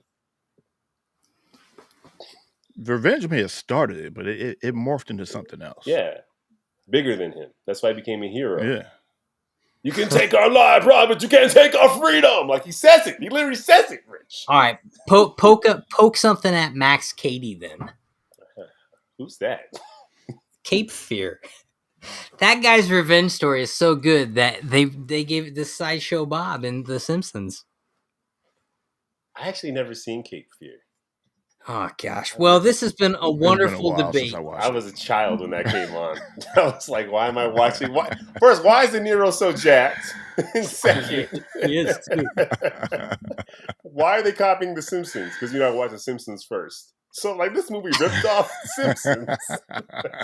Listen, it was good. It was a good debate. We all You came should to play. try. Who do we think Chris's number one would have been? Venom. Sorry. And it's like, Chris, that's not a revenge story. Venom always wins. Chris might have said, He would have tried to say Batman also. well, Batman 89 for sure. That's a revenge story. That's the Michael Keaton, Tim Burton one, Rich. Yeah, Rich. You do need a crickets. You need a cricket sound effect. We should ask Chris next week because I'm curious. Out of his content, who he would have chosen. I don't think he would have went the horror movie route, and he wouldn't. He went anime for sure. Mm-mm. And mainstream You all cartoons can't be people don't of culture. have that. You cannot be people of culture, Rich. Yeah, we should ask him. I'm very curious. All right, well, that was the debate. Let's move on to the main event. It's time for the main event. The reason why we're all, hey, look at that, Superman and Spider-Man. No, that's what you're supposed to say. That. Let's get to the Sitting reason in why the we're here. tree. I say the main event. Rich, Well, bite your let's tongue. get to the reason why we're here. It's time for the main event. All right, today's main event topic, we're talking about, unfortunately, superhero fatigue, the shambles, which is currently the MCU's state, and is there any hope for the DCU, EU, CCU? DCU. It should be DCCU. You're complicating it like their timeline and their stories. I propose these questions because after the Marvels came out, Variety went crazy and MCU's in shambles. All these headlines popped up and people talking about superhero fatigue. And then recently on Instagram, this DC Instagram dude threw up like, "Are you good? Do you think the new DC films, James Gunn films, will divide the fan base or unite them?" And it was crazy how many DC fans was like, "It's going to divide us because we still want Snyder. We're pissed off about Cavill." So like the way the last regime ended put a bad taste in a lot of people's mouths. And even though a lot of people didn't like Snyder, that was a big investment for people that watched all those films to get excited when Cavill was hired, not even hired, got a handshake and told them he'd be Superman. And then so it's like they're starting off in such a deficit. So it's like, can the DCU, like the next Superman movie can't be good. It has to be amazing. It has to be the best superhero movie ever to just break even. Because we're coming into that thing, especially the casual fan base, with such an eye roll that it has to like be so good to be good. But you know what? It's possible because the richness of the source material is there if they capitalize on it. And the problems with Cavill was a phenomenal actor, looked incredible in the role. The action was great, and Snyder is a visual. Everything he does is a visual masterpiece. But the heartbeat of that character was dark, unfortunately. And Superman is the light of the DC universe, and if they don't capitalize on that, they haven't actually rebranded Superman appropriately since Christopher Reeve. So I think, if I'm being honest, the bar is not set as high as everyone's wants to make it out to be, because the character has been. I haven't seen the character. Zack Snyder never actually brought Superman, the heart, to the screen for me. I think the bar, and I gotta apologize. I'm sorry. I gotta publicly say I do think Zack Snyder is a visionary of a director. I really do. But the heartbeat of that character is wholesome and good. But listen to what Jeffrey's saying. He says, "I'm a casual fan. At this point, I'm just tired. They need a break." So that's my point. So you're right, Jack. I agree with you. They didn't get the heartbeat of Superman, but it's like the casual fan is like, I'm not taking another chance on you. Like, I gave you my chance. I gave you the last 10 years. Why am I going to come back and watch a reboot? You put the bar's not high, but the bad taste that was put in people's mouths are high. And can this movie be so good, it can change the public perception of what people look at as a DC. If there's any character that could do it, it's the character that should do it. I'll say that. Batman. Well, Batman. The thing about Batman is here's what capitalizes on Batman: dark, gritty texture that engages me in a visceral way. Most comic books really started existing because you're walking away creatively stimulated, excited about the content. Superman should feel like a Rocky movie. I should be jazzed up and ready to go engage with the world because wow. And they haven't nailed that. Right. And I guess the question is, how good does it have to be to get people excited after the bad experiences they had? Like if I had a bad Shake Shack burger once. No hate on Shake Shack. I haven't had another one since. And I won't. This is true. Yeah. Even though there might be a new cook and it might be rebranded. Listen, I got to tell you, the Rock said it right, though. The Rock said when he was doing Black Adam, he said in response to Marvel, is he Marvel or DC? He said they all need to be great. Mm-hmm. And he's right, because superhero fatigue, just like Jeffrey's talking about, affects... Because the casual fan isn't saying DC Marvel. They're seeing superhero movies, comic book movies. And so when one's bad, they're all bad. When one's great, the next one gets a shot. If Aquaman does good, then the Marvels gets a chance. And I wonder, you got to look at it like when Iron Man 1 came out, right? Iron Man 1, The Dark Knight, around that time. Mm-hmm. That was over 10 years ago. So there's a movie-going audience that literally grew up with these movies and might have aged out. When we look at Westerns, when we look at like that Alien time, when we had a lot of vampires, there's always genres that come and go. And I wonder if superheroes, not for me, but I'm a fanboy, but to the casual fan, when I tell my mom or my wife there's a new superhero movie coming out, they're bored. Right. They're like, there's always a superhero movie coming out. Right. And I wonder if it is too much for the guys. Jeffrey said, like, he needs a break because, like, how many Westerns can you watch until after a while you're like, I'm tired of Westerns, man.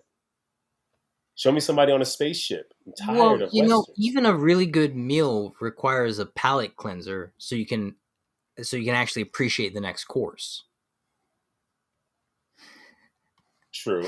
I guess I don't know. But My meals don't require palate cleansers. But before, the palate cleanser would be, I go to the movie, see The Dark Knight. Oh, dope. Let's go see The Departed next week. Right. The same Exactly. theater. Yeah. Now, that's what I'm talking about. If it's not a giant IP thing, you're going from Star Wars to superheroes back to Star Wars. Well, but here's the other thing that's really affected the box office is streaming, because certain movies want the spectacle. They just have to have it. And other movies don't, because they capitalize on something else. They capitalize on characters, relationships, stories. And character, relationship, story-driven narratives, I can watch it on this screen, even though you shouldn't watch anything on your phone, probably. I can watch it on my laptop. I can watch it on my my home entertainment center. Or I could go to the movies, but I'm not going to go to the movies to watch a drama. So I'm only going to the movies usually to watch something that wants a big screen. But I think that's the problem. And now we're going down a different road where movie tickets were never supposed to be this expensive. It literally is supposed to be the blue collar. Forget the movie. You can take your family and buy food and tickets, and it's not going to cost you $200. Concession stands are ridiculous. So since regular dramas aren't bringing in people to the movies, we're doubling down on give us more superheroes, give us more what's hot. And so we're getting so much of that because it's keeping the movie industry alive, but we're not getting any diversity in the theaters, which is kind of hurting it. You kind of need everyone to go see Scorsese's joint, and then everyone go see the next superhero thing, Aquaman. Like it needs. It's tragic Chris isn't here to weigh in, but even like Barbie, on some level, on some weird level, fits into the comic book. Absolutely, it's IP. It's marketing IP, but the way lightning struck when they would have used the double feature of Barbie to get people also interested in Oppenheimer and vice versa. That's how the movies should work. It's like one cleanses your palate for the other, and it makes it exciting. Rich, what do you think? First of all, I don't think you use vice versa right. How do you vice versa? Vice versa? That's what you said.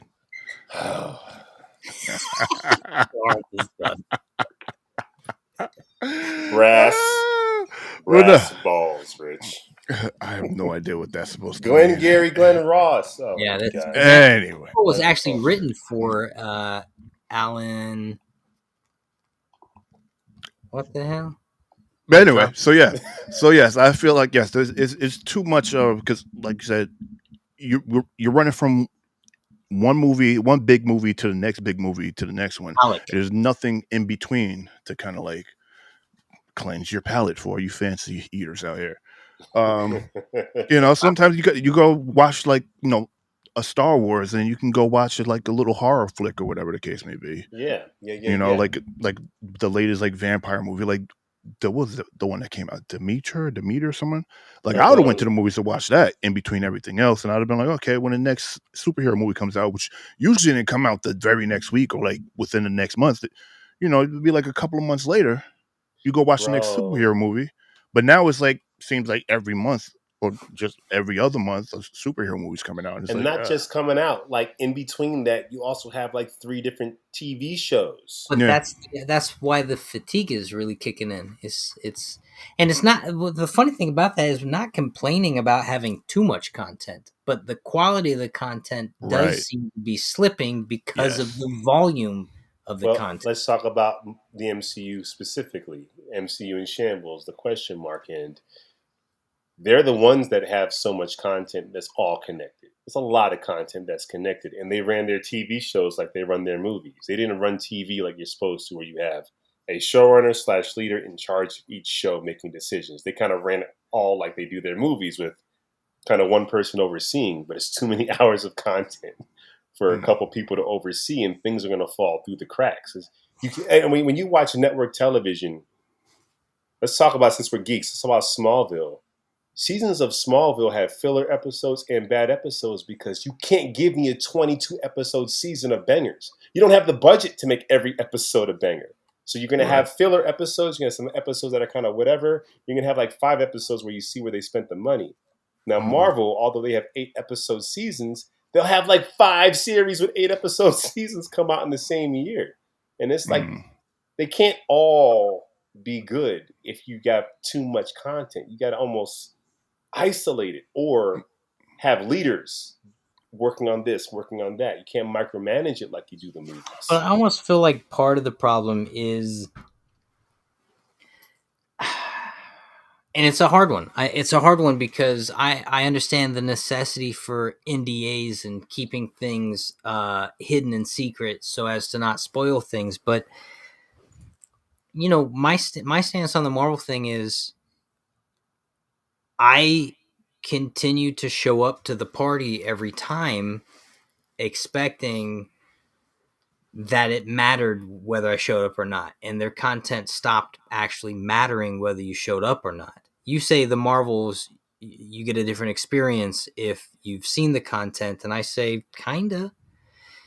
A little richer, but I get a worse experience walking into Doctor Strange if I've seen What If and I saw WandaVision. Now I'm expecting something and I get nothing of it. I have a worse experience if I saw Loki and I walk into Ant-Man. But I get a better experience if I saw Captain Miss Marvel and It's I think it's what Jeffrey's saying. He said he watched WandaVision, Falcon, and Loki, but it was too much. It was too much required reading. It was too much required watching. And even if it was all good, Jack, for me to have to watch 8 episode Right. seasons of something that I may not even be that interested in, just to go to the movies next month, that's a lot to ask your Jeffrey, audience. season 2 of Loki, the finale's a banger. It's very good. It's okay. Very good. It might be the biggest event in the Marvel's events. It kind of is. That's not because it's not. That's not Wait, saying it's much. not saying much. It's no spoilers. In the world of Quantum Okay, Mania, you're right. You're right. Yeah, but I'll say this: the end event of Loki season 2 is monumental, but it's also the problem with Marvel right now. It doesn't mean anything. It's completely inconsequential. That's why it wasn't monumental. But it is. It's both. It did it's both nothing. humongously huge and inconsequential. Consequential. So it's like, but that's how Marvel is right now to me. It's like all this stuff matters, but it doesn't really matter at all. Yeah. But it's hard for me. It's hard for me to say Marvel is in shambles because, or I the think that's MCU is in dramatic shambles language. because, well, you know, it's very dramatic because we talk about the low points. But let's talk about what happened in the phases after Endgame: Spider-Man: No Way Home, Guardians 3, Loki season 1 and 2. People did enjoy Moon Knight. People did enjoy. I liked Hawkeye. And how is no one talking about what happened to Moon Knight? You're saying that in the middle of Egypt, 2 giant thing. Now I'll tell you this: I've been to the pyramids, and the pyramids are monumentally large, and these creatures are fighting, and the pyramids come up to their ankles. There might be a plausible deniability of who actually can see them. Well, okay. I gotta go back and check. I don't know if they were able to be seen by everybody. Yes. Yeah. Because I was reading the comic and I got confused. The comic wasn't the. And yes, Jeffrey, 2 giant a giant god hand and head in the middle of the ocean, and they both matter and don't matter at the same time. That's exactly what's going on. That's exactly all the content. But Marvel has made good content that kind of stands, and they'll continue to. Guardians 3 was great, and you know, Thor: Love and Thunder could have been incredible. That's what's crazy about it. It was so close to actually being really, really enjoyable. Well, the MCU never services the comic fan; they service the casual fan. So whether you read Gore or not, that's not their concern. They wanted to give you. But I mean, even just the movie itself, it's like you said. You know, they build up these stakes for the characters, and then they seem to forget where the stakes were when they get to the next thing. Right. You might have to look at it like this. I've said this before. You look at the comics, right? you got comics that happen all in the same universe. There's always something. You took X-Men, Avengers, Loki, whatever the case may be. There's always something going on in the universe. Mm-hmm. But they never Mm-hmm. collaborate or talk about the other thing going on over there. Like, you got X-Men in Westchester. There's something going on in Westchester or in New York or wherever the case may be, but no one's talking about that in LA Yeah, where the Avengers are fighting. True. So True. maybe that's True. how we need to True. come in looking at these shows and these movies. maybe, but they've I conditioned us in a different way than the comics condition us, Rich. It's like the movies, especially with Iron Man and everything that followed, the MCU conditioned us to know that these stories are going to play off of each other. So be a good audience and you'll be rewarded. and that's why I think Marvel got away with a lot of mid movies. Yes, When I look at the Marvels, it's not a bad movie to me. That's the Marvels is like Ant-Man. The Marvels is like those movies where you went to see it because you know it's going to bring you to right, the next one. So they all right, make money. But the Marvels can't stand on its own in a connected right. universe because it's not without you seeing what's coming next. That's how Ant-Man survived. That's how so many of the Marvel movies. I can't even think off the top of my head, but like a lot of Well, mid-tier kind all of the first and movies. second Avenger standalone character movies were I just mean, Thor 2 were Yeah. just mid, Iron Man 3 mid, but we watched it Iron because it's Man going to 3 bring was us not to even mid. It was Yeah, admit it. That's below mid. right. But we'll go see it because it's an episode in a TV series we really Right. love. The Marvels was an episode, but not in any TV series we're watching. So we're not going to go see it. Well, I went to go see it, but you know what I mean. So I think Marvel, to keep pumping out content, not everything's going to be great. They have to connect, or people are just going to skip movies. Yeah. And then when that starts to happen, we get used to not. All of a sudden, you broke the habit. Well, but the other thing, Marvel is an interesting stage because they did set up this impossible thing that had to be surmounted. And they did it really in a cool way where they literally lose and have to come back and try to undo the loss. And so Mm-hmm. the success of Infinity War and Endgame meant that they really somehow needed to figure out a way to outdo themselves, Which is go back to which square would, one, in my opinion. It might which is kind of happen. what it looked like What do they you were think? going to when they rebooted Spider-Man, right? But the reboot on Spider-Man was more just so they could legally get him out of the universe, Yeah, Right. And because Spider-Man: Far From Home and No Way Home came out after right? Endgame. Those are both post Correct. Endgame films, Mm. which was fine. Like at that point, I don't mind seeing standalone adventures. Like we already had the massive team up. We don't even That's have a right. massive team Those up are our anytime palate soon. cleansers. We're waiting to see what direction we're going, but now we've been years of what direction are we going?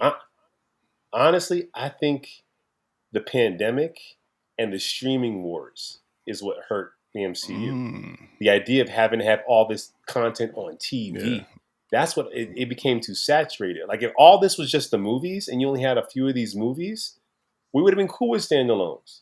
It's these TV series that are promising things. The movies didn't really promise that much. It's like you're mad about Doctor Strange because What If sold you a bag of goods. We're mad about Doctor Strange because WandaVision sold us a bag of goods. I'm mad, Yeah. right? Like the TV shows are the ones doing it. The movies are like, maybe that might be the That could be it. problem. Because you go in the movies, you're going in for like what? Maybe maximum like 2 hours, right? Get in, Yeah, get out. I yeah, think Endgame was maybe a little bit longer than that, possibly. But Yeah. now you're talking what? For a series, they're like 45 minutes an episode. You talk 8 episodes? Like, bruh. yeah. And your commitment to 8 hours of TV and not getting a payoff is different than you just kind of suffering through 2 hours in the Right. movie theater. It was fun. It was good. Ant-Man 1's a heist movie. Michael Pena was funny. I'm Yeah. fine. But make me watch 8 hours of that and there's no Right. conclusion? Yes. Beat it. Yes. Well, but that was the So problem with that Loki. Loki literally set up the villain of the Ant-Man movie, but then it didn't at all. And so you're like, wait, what? What's going on? right.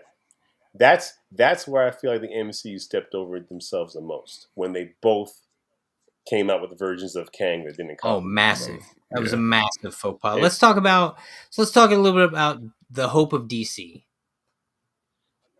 like we said, kind of opened it, man. It's tough because I hope Aquaman makes $1 billion like it did the first time, but I feel like it Aquaman's might even have the Aquaman's walking into the theaters with all the Amber Heard stuff and that dude. baggage. I feel like it's gonna be like the Marvels. Like the bad taste in people's mouths is not going to get because Captain Marvel 1 made $1 billion. Yeah, So for the second one to be the lowest grossing, and I feel like that might be the case for Aquaman 2, unfortunately. right. But it's also like I what think you said. People know that there's nothing. Even even Momoa said loosely that in a correspondence with James Gunn, he's looking to play the role he's always wanted to play. well, James Gunn came out and said it about a That's what I'm month saying. ago. He was like, So if all we this know is that Momoa is playing Lobo, probably we know he's never coming back as Aquaman. So what's the hype? well before the Lobo thing, James Gunn went and said all these movies Right, stop. right here. I'm not reusing these characters. It's done. And I'm like, James Gunn, you should let these movies come out first before you told us they didn't Right. matter. Because some of us would have still went to go see it. But you're Yeah, I'll telling wait me for it to be on that HBO now. I'm like, maybe, because now you jumped on the Marvel bandwagon of making me think these are connected. So I'm looking to see the connections. Now you're telling me before I even got to see Blue Beetle in Aquaman 2 right, that they don't right. matter Mm. and they're never going to get sequels. And if they do get a sequel, it's not going to be. But it almost makes me more It's, optimistic, if I'm being honest, because it sounds like here's what James Gunn proved to me with Guardians and then Suicide Squad. Obviously, was I'm going to take, like you said, a group of these characters and I'm going to bring them to the screen in a way that is fun and the stakes matter. I'm like, well, you do that right. if you reboot and we got the Green Lantern Corps coming to HBO and you're overseeing some of that. We got Peacemaker, you're kind of pseudo keeping, but you're going to rebrand him so he fits into the thing, but you love the character and John Cena so much, you're going to figure a way to make that make work. And you're bringing to this universe what you brought to some of that other content. I'd be very surprised if a lot of heart and enjoyment isn't what he's going to bring to these films.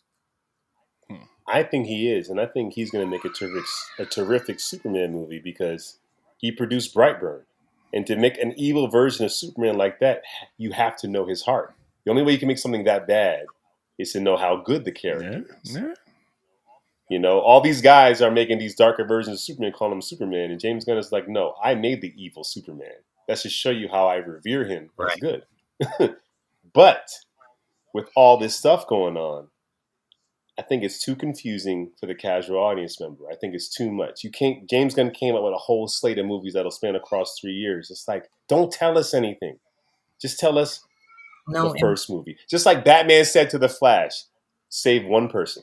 The one to do after that, you'll figure it out. Like, don't tell us everything because now we're watching them trying to create a yeah, universe, and it's doing the same thing. And then you're telling me you're gonna have a Batman movie.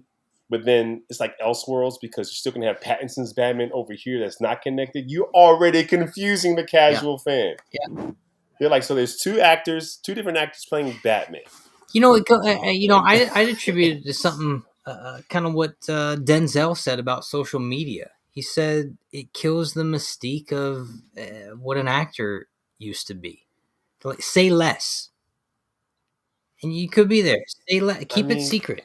They've gone into their studios. They're all in hiding. I guess they'll show us something when they're ready. but instead they told us Superman's coming out. First, we're going to have Creature Commandos. Then this We week we already heard know that who's the playing the writer of the part. new Supergirl movie. We already know who's playing the part. It's gonna be 4 years before we see this movie. I mean, and it's cool to do that with one. I think he's going to do great. I feel like the audience when they think of DC, they think of the Yeah. Snyderverse. And either you got fans who hated it, who think that's what DC is, who won't come, or fans who love it so much they're going to protest against what's new because you did Cavill wrong. DC is, it's not in shambles, but they have to make a nearly perfect movie for it to be just good. Like they don't get to do the Iron Man 1, But no Oh yeah, expectations, no. have no idea Yeah. what it no, is. but you know what? You also don't get to make a movie that's just good when it's one of the Holy Trinity. It has to be phenomenal. To you, Superman is not to other people What to the Golden Grail, the the Holy comic book Grail. universe he is. This guy, what regardless of how you think about him Mm, now, he started the ball rolling. right, but when you're talking about you're talking as This Jack coming Walker from the Pearson, Superman of all Superman fans. right? So I'm unbiased, and I'm looking at an age demographic who literally grew up with superhero movies, who think DC's the second tier, who look at Superman like they look at Justice Society. Oh, that old It's crazy. superhero. Ooh. But the one on TV on the CW, that superhero. They're not looking at him like freaking Spider-Man and Batman here. True. So we are. We weren't even born when Christopher Reeve came out with the first movie. Now you're talking about the people in their 20s and teens who will go to the movies, who don't have responsibilities of being parents and all that stuff. Superman, But that's what they're I'm like, saying. But what? like, we haven't seen that character hasn't been brought to the screen in a way that's compels the person to want to go invest the time. Yeah, but we've had too many failed attempts at DC. Not just Superman, just in general. And I think with superhero fatigue, with people rolling their eyes at DC, I worry. I Mm. worry that people won't show up. Trailer is going to have to be rich. It's going to have to blow your skirt up, Rich. I don't know why I'm wearing a skirt, but yes, it would have to blow my socks off. Yes. Could be a I kilt. mean, could be a And kill. there's nothing wrong with They'd wearing have to kill skirts it. if that's what you're into. Hey, man. Yeah, I think that's gonna have to be a thing. And I think as far as superhero fatigue, we had this conversation about superhero fatigue, I think a couple months ago. It was one of our topics. And at that point, we're all like, no, there's no fatigue. They just need to make good stuff. Now I'm like, yo, there's a lot of real content for the casual fan. Yeah. That's a lot. Yeah. And then if you're not talking about like the sub superheroes like Ninja Turtles and all the other ones that kind of follow the superhero formula, there's like a lot. It's not special anymore. When the superhero movie when Aquaman comes True. out, it's not an event. It's just That's not what like it is. it's a It doesn't Tuesday. feel Yeah. like an event. And Yeah. you can't have an event when you got one dropping every month. True. Yeah. Like, See that? did you guys notice how, as much as you like Invincible, you're not chomping at the bit for the next one? Yeah, I'm really not in a big rush to watch it right now. And I don't think that's the content. I just think it's because you're oversatisfied with this genre that you don't necessarily feel the need to like, I can't wait to see the next one. It's like, well, while that's on, I'm going to watch this. Yeah, I was the same way with Gen V. I was just like, it's out. I'll watch it. I'll get to it. It'll be there. After Invincible and The Boys. Yeah, like The Boys is about to come out. Gen V came out, a bunch of Teenage Misfit superheroes. Then Invincible drops, a bunch of Teenage Misfit superheroes. And The Boys is going to drop like probably early next year, a bunch of Misfit misfits. Exactly. And it's by the time The Boys comes out, if you're not like a hard The Boys fan, you'll watch them all, but you might wait to watch 5 in a row. It's not an event, man. So I don't think Marvel's in shambles. I do think there's hope for DC, but man, they need to Michael Jordan 2 seconds on the clock. Shoot from the free throw line. Like, it needs to be like Babe Ruth. You just knocked this out the park with their trailer. Not with their trailer. Like, the CGI has to be flawless. Right. like when the Flash came out, people were hating on that movie so much they nitpicked the CGI in the first trailer. Like they couldn't win. They were never going to win. They nitpicked the CGI in the first trailer. When the Marvels came out, when it was announced, people were they hated it. On announcement, they hated it. So like they got to do something. And then people love Henry Cavill. Like they love him. And he was so sweet, man. He said, I've been waiting years to come back. I'm finally back. Week later, you're out. Like it's a bad taste in you. Like that's the last piece of information the casual fans have about Superman. Yeah, was he the last one? That's horrible PR. And we got that great tag at the end of the which didn't make any sense for the movie itself, albeit, but the great tag at the end of the Black Adam movie. And Superman showing up at the end of a Black Adam movie starring The Rock. It still didn't make it. It still didn't make that movie successful. That should have told us something. Where it's like you can throw as much as you want at the thing. But here's the deal with these films. It can't be about the post-credit scenes anymore. It got to be about the film. It's got to be about the main event. It can't be about the aftermath. If Black Adam came out in 2008, game changer. Would have made so much money. I'll say this. If Henry Cavill was just in Black Adam instead of a cameo that meant nothing, that movie might have landed a little different. I don't know. People don't care about Superman. Like you saw in Man of Steel. Didn't like him in Batman v Superman too much. That movie was very, divided the line. Yeah. And then he was sort of in Justice League. He was way better in the Snyder cut. I mean, Snyder really did a great job with that 8-hour film. And Superman's role in that movie was just... Right. Stop hating on Snyder. I said he did a great job with that film. Right. But 4 years later... Yeah. And another cut of a movie a lot of people saw in the theaters that didn't like it. Yeah, I didn't like it. I don't know if people weren't jumping up and down because Cavill's in Black Adam, is my point. Well, I almost feel like what Snyder finally figured out in that cut was Superman is heroic. He is. That was his whole point. He felt like Superman becomes heroic instead of, no, he just is that guy. Born that way, like Captain America. He felt like he had to put Clark through a trial to become that, and that's where he got the character wrong. It's like, no, that his superpower is just like Steve Rogers. Steve Rogers would have been a soldier, serum or not. Right. Just who he is. He's the Boy Scout. Snyder got it backwards, but his intention was always in Justice League to kind of bring him to what he would be.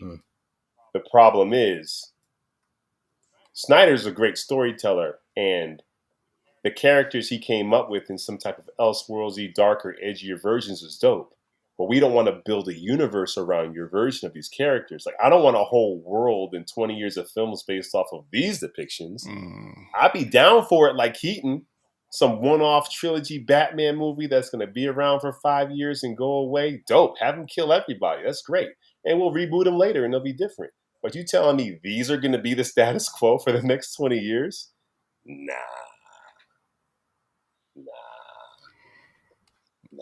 Well, on that note, any closing remarks?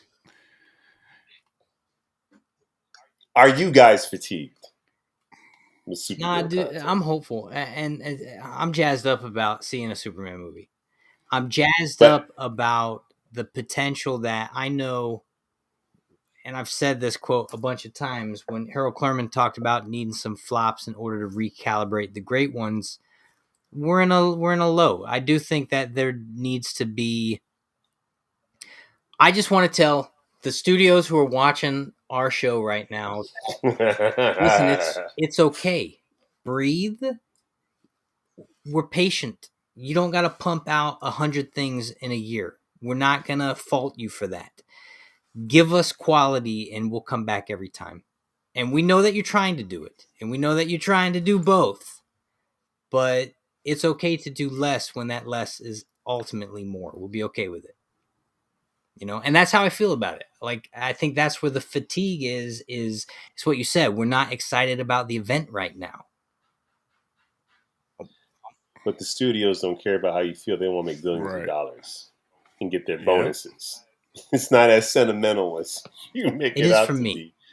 They want right. The studios are like, that's sweet. We're trying to sell these Yes. toys. You know how many Barbie dolls we sold? We gotta have a Barbie too. I don't care if Greta directs it or not. I think You're right though. That's that. You know, the marketing. it's It's always always been been that that way. way. These were always made to sell toys. Let's Yeah. not I forget mean, it. listen, they put out toys before they even put out a movie or a cartoon. Like they've Right. been trying to do this for a while. I mean, Right. He-Man wasn't that When we He-Man, were right? children, it was He-Man actually made it so they Well, had to but hold up. change the I'll go back laws to what about that because they're I'll like, go this back is to what I said then. ridiculous. These are comic book movies, and yes, some comic books are dark, and some are great, like The Long Halloween, Old Man Logan. These comic books are just incredible stories, and they're dark, and they're made for us. Watchmen, but comic books as a bulk item, their largest consumer base have always been the kids, the younger kids coming to read these stories because the covers were bright and the characters were cool, and they stood for something. Mm, I don't know if it's Right. that I way mean, I Even if think they're far removed from that now because, like, now those kids that you were trying to get back in the day are now adults. So they, and I don't think newer kids are going to right. comic shops.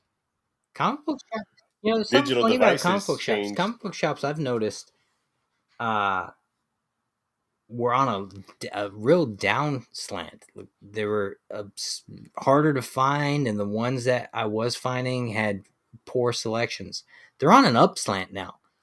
Comic book shops are popping up everywhere. The cover art is incredible. Like the game is awesome. Right, but I think it's our generation and up and maybe the one under us that are funding that. I don't think it's the 16-year-olds that are going to Right. comic shops. In as far as in droves, you'll have them, but I feel like they're on devices. They've moved on. They're doing Yeah. TikTok. They're not. Their world is so much Because bigger think about when we went to than comic that. book shops, you'll see just us in there. Like you'll see kids that are walking from the neighborhood to go into the comic book shops, right?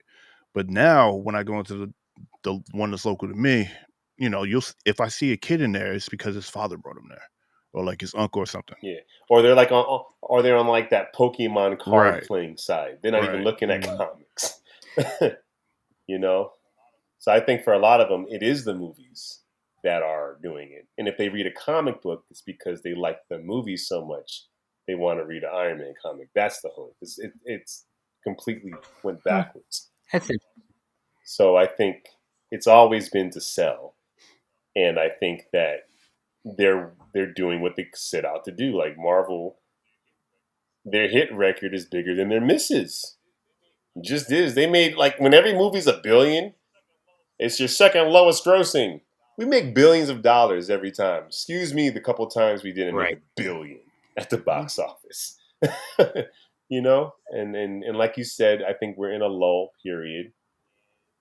And we'll see. We'll see if this is like the Western, where it's time to move on to something else. Something else will have to come and take its place then. And I don't know what will. Even westerns are making a comeback, though. Are they? Are they? He says. No, they What? are they? They never Jeffrey really says went away, stuff. though. And, comic books been around for over a century, so they've kind of weathered the storm. They have, and they're not going away. But will comic book movies and TV shows be here to stay? CW got rid of their whole slate. There is no more CW superheroes. So there's, I mean, and I feel like HBO Max is like cutting ties with a lot of it. I feel like, isn't this what's that one that's like Suicide Squad? Doom Patrol. Isn't they like on their Yeah, last and season? I it's think Lois and Superman and Lois is on their last season. cancel. Yeah, it's on their last season. Titans was canceled last season. So we're seeing a shift, but we'll see. But anyways, that's our talk. Let us know in the comments section for those of you who watch it after the live. What do you think? Are you fatigued from superhero movies? Do you think there's a general superhero fatigue? Do you have hope for the DCU? And do you think Marvel is in Yeah. shambles? Dude, they can't get Blade They together. can't Real. get Blade together. Oof. Disappointing, man. Oh. Now, if there was ever a Marvel movie that were going to come out and felt like a standalone, I would accept Blade to be like some other, like they're in a whole different part, dealing with a whole different thing. And maybe Doctor Strange will show up because it's supernatural. You know, Jeffrey said something in the comments, and it's something actually I really loved about the Snyder Superman. It's an alien language. It was never an S. It's a symbol, and it stood for something. It was an S until like. Oh no, I know that. No, I know what the comics were. I know that. Don't get me. Right. Yeah, and his mom sewed his cape. But I like that they brought that into the movies. That it's not a giant letter; it's a symbol that stands for something. I can't believe I'm about to take a dig at Snyder. It's because if he never said it standing for hope, that movie would just be hopeless. Like they actually had to say it out loud. Because you would have never got hope from this guy.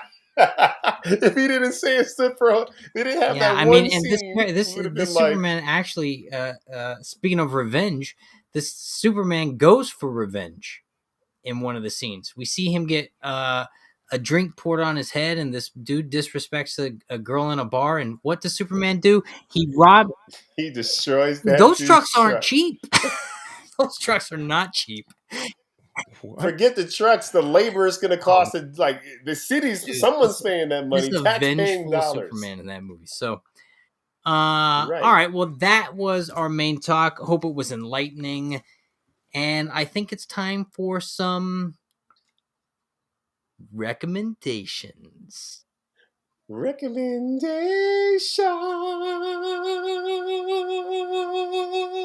Okay. Nope. Stop. Just. I was waiting for that on the bottom. Singing voice, Lawrence. Don't kill it. Everyone else on the planet has said about it. All right, that's hurtful. All right, so since we talked a lot about revenge, here are 5 revenge recommendation films in no particular order. Old Boy. If you like revenge piece, this is a good film. Yeah. All right.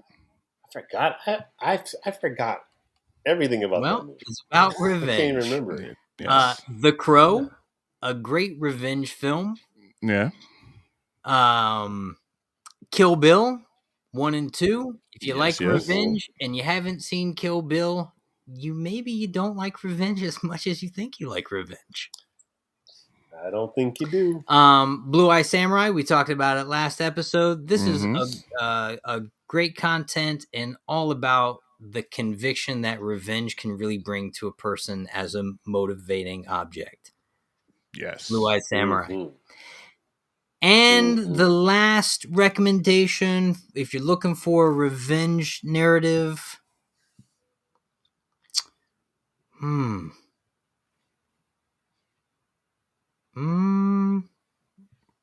well, I'll say this. Go check out Cape Fear. The main antagonist in Cape Fear is driven by revenge. It's a good revenge. What is he mad about? What was he mad about again? What was he mad about? He's mad about something that the father of that family did to him. Was he like his patient? Well, he gets released from like a prison or jail after being in there for X amount of time. Mental institute or something like that? What is it? Nick Nolte put him there?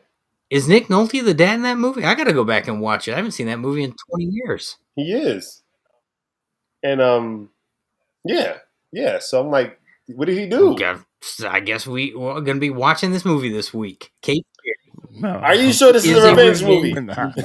It is for him. It is for the antagonist. It's a revenge movie. Oh, he seeks vengeance against a former public defender who blames for his 14-year imprisonment due to faulty defense tactics during his trial.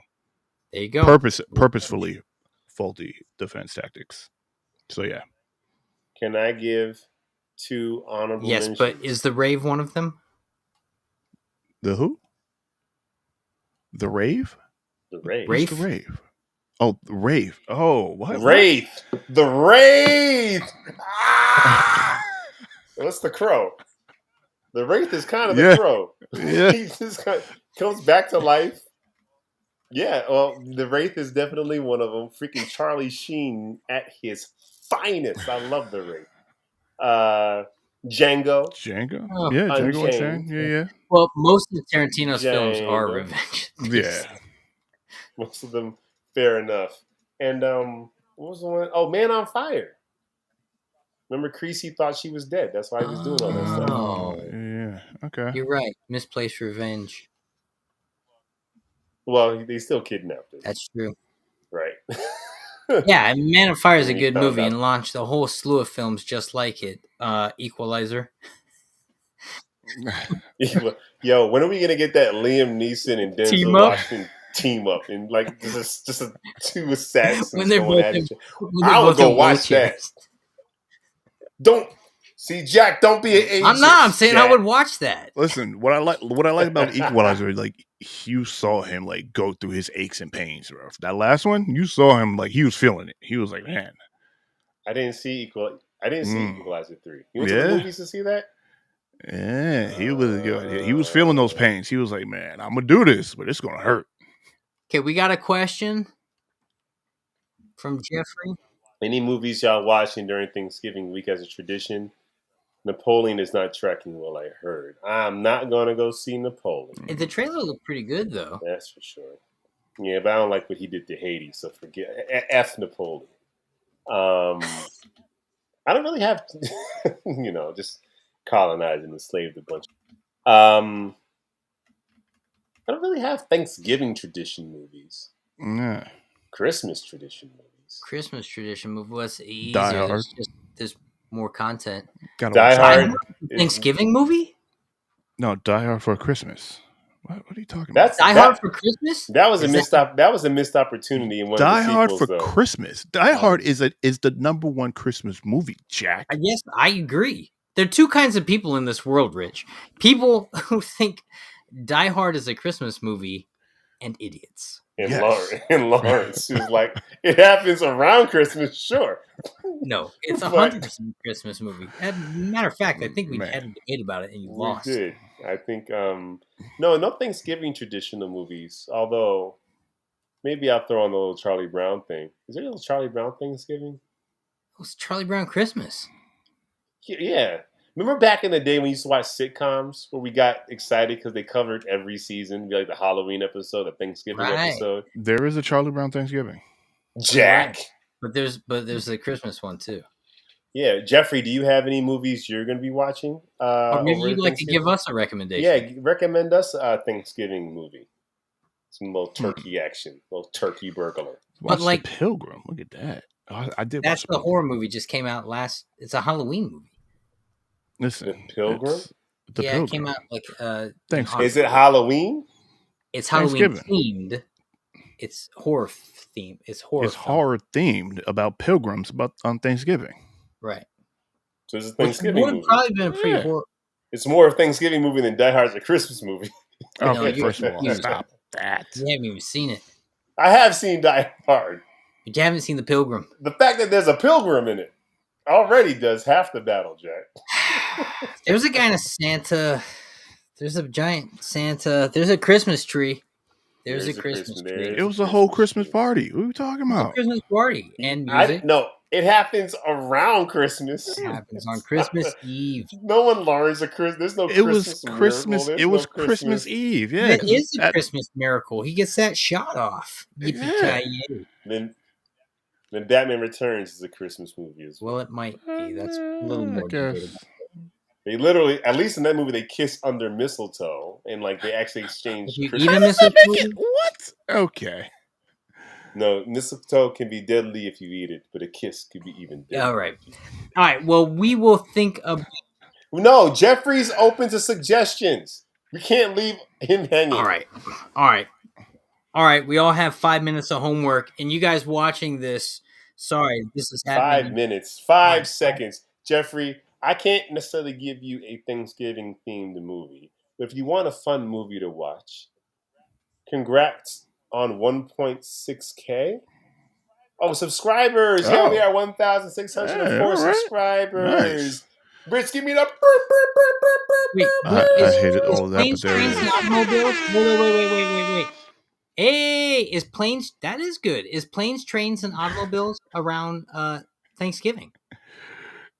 Is it? I've never Wait, seen it. hang on. That might be Jeffrey. If it is, that's the movie you should watch.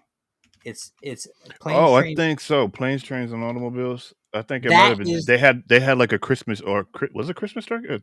Thanksgiving turkey. It was like a whole yeah. thing. Are you sure? They always have turkey and Christmas too. Hang on. Planes We're not gonna leave you hanging, and Jeffrey. automobiles. You can watch. Holiday. It is. No. This is the movie you should watch. As a matter of fact, I'm watching it tonight. Planes, Trains, and Automobiles is the guys are traveling home from Chicago to New York for Thanksgiving, and it's got one of the greatest scenes in the world is in this movie. Lawrence, Rich, you gotta watch this movie. I'm watching it tonight. We'll talk about it a little bit next week. Jeff, You know I ain't watching this. I ain't watching this movie. Jeffrey, come back next week. Jack, you know I ain't Yo, watching this this movie's movie. hysterical, and Steve Martin has this scene. The nerve. Yo. Steve Martin, there is a scene in this movie with Steve Martin when he's trying to get, he has trouble with his car, and he's trying to get another car, and it is so funny. It's epically funny. Planes, Trains, and Automobiles might be the one movie worth adding to the traditional movies to watch around Thanksgiving. Top it. I've watched it. It's just been so long. I haven't seen it. I can't top it. I'm looking at this Thanksgiving list of movies, and like, I didn't even know some of these were around Thanksgiving, so I cannot top that. Like, Scent of a Woman is here. Paul Bart. Scent of a Woman is around Thanksgiving? According to this list, you've got mail. Scent of a Woman is a great movie. I mean, he won the Oscar. He won the Oscar for that. He did. Yes, he did. He beat Denzel and Malcolm X. But Pacino should have got it for like 6 other movies before that. So, anyways, take us out, Jackie. And boy. that was our show. Thanks for watching. Leave a like, comment, subscribe. Tell your friends about it if you liked it. If you didn't, tell your enemies. I stole that from a play called The Complete Works of Shakespeare. I think it's so appropriate here, though. Here we go. And that was the show. So, hope you enjoyed. Until next week. Oh my God, I love Scent of a Woman. Hoo-wah. Hoo-wah.